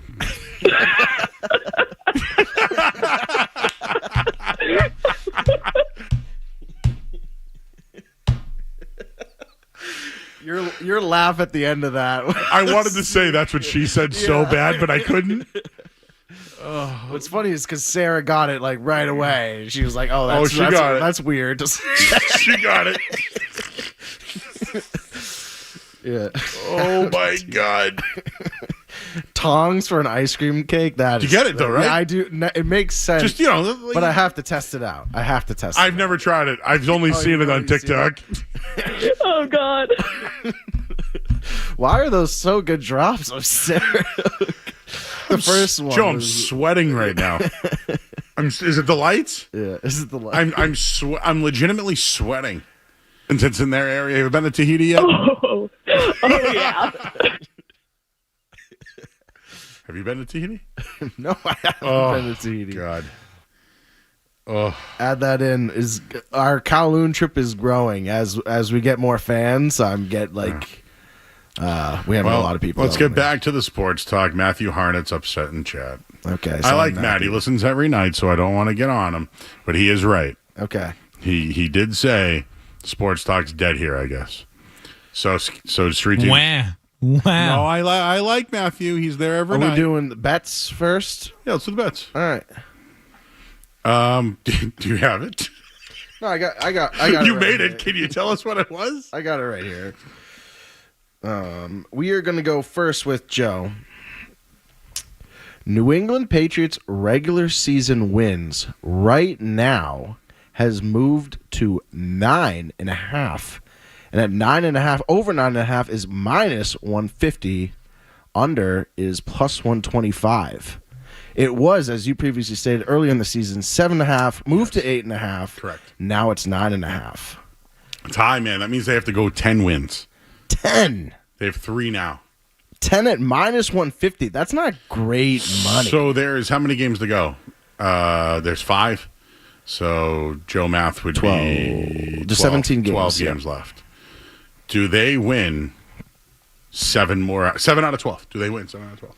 Yes. I don't know. Their schedule is ridiculously easy. Like all-time easy schedule. I think I saw like 3 potential losses on there.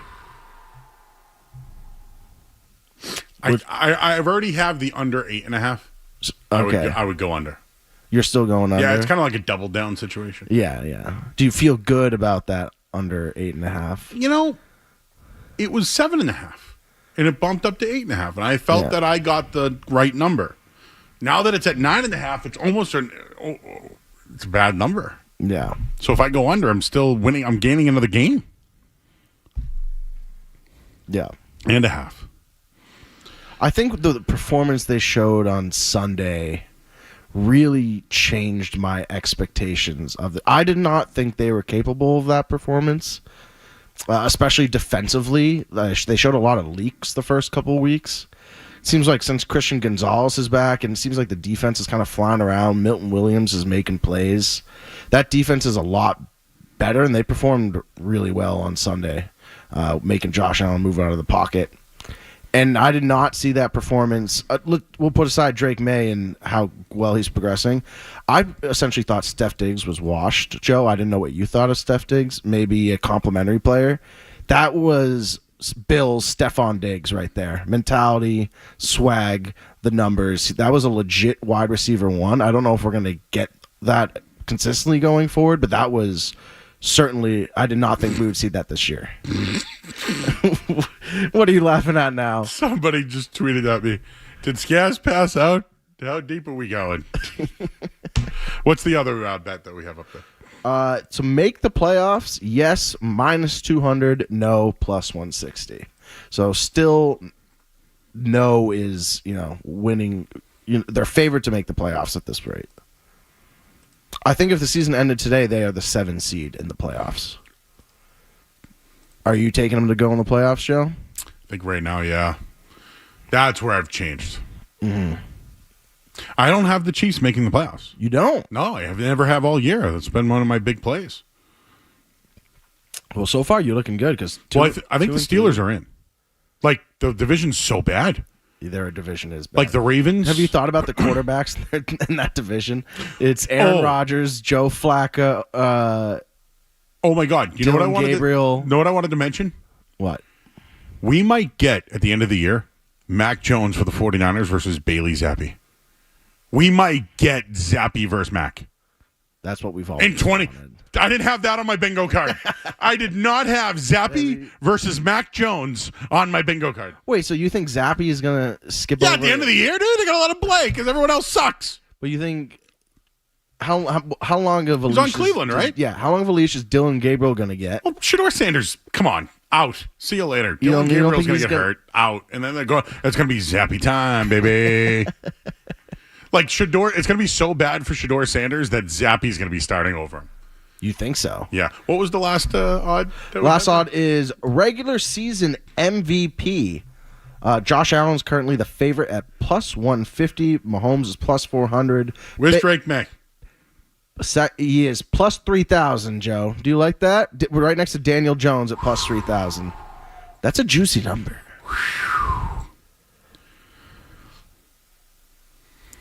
But the quarterbacks... If the Patriots make the playoffs and somehow win the division, how can you look away from Drake May as the most valuable? Like, Josh Allen's the most valuable in the league. I agree with that. But if they're surpassed by the Patriots, you got to look at Drake May. And what's crazy is in normal years, like Burrow and Lamar would automatically be locks ahead of May, and they're out this year. And Mahomes is 2-3. I completely agree with you, Joe. I think if they make the playoffs or even win the division, he's going to get a look at MVP. He certainly has the numbers for it, at least right now. He's not right now, though. No, he's not quite there. Anything else, Joe? My belly hurts from laughing. Can we get that Sarah cut?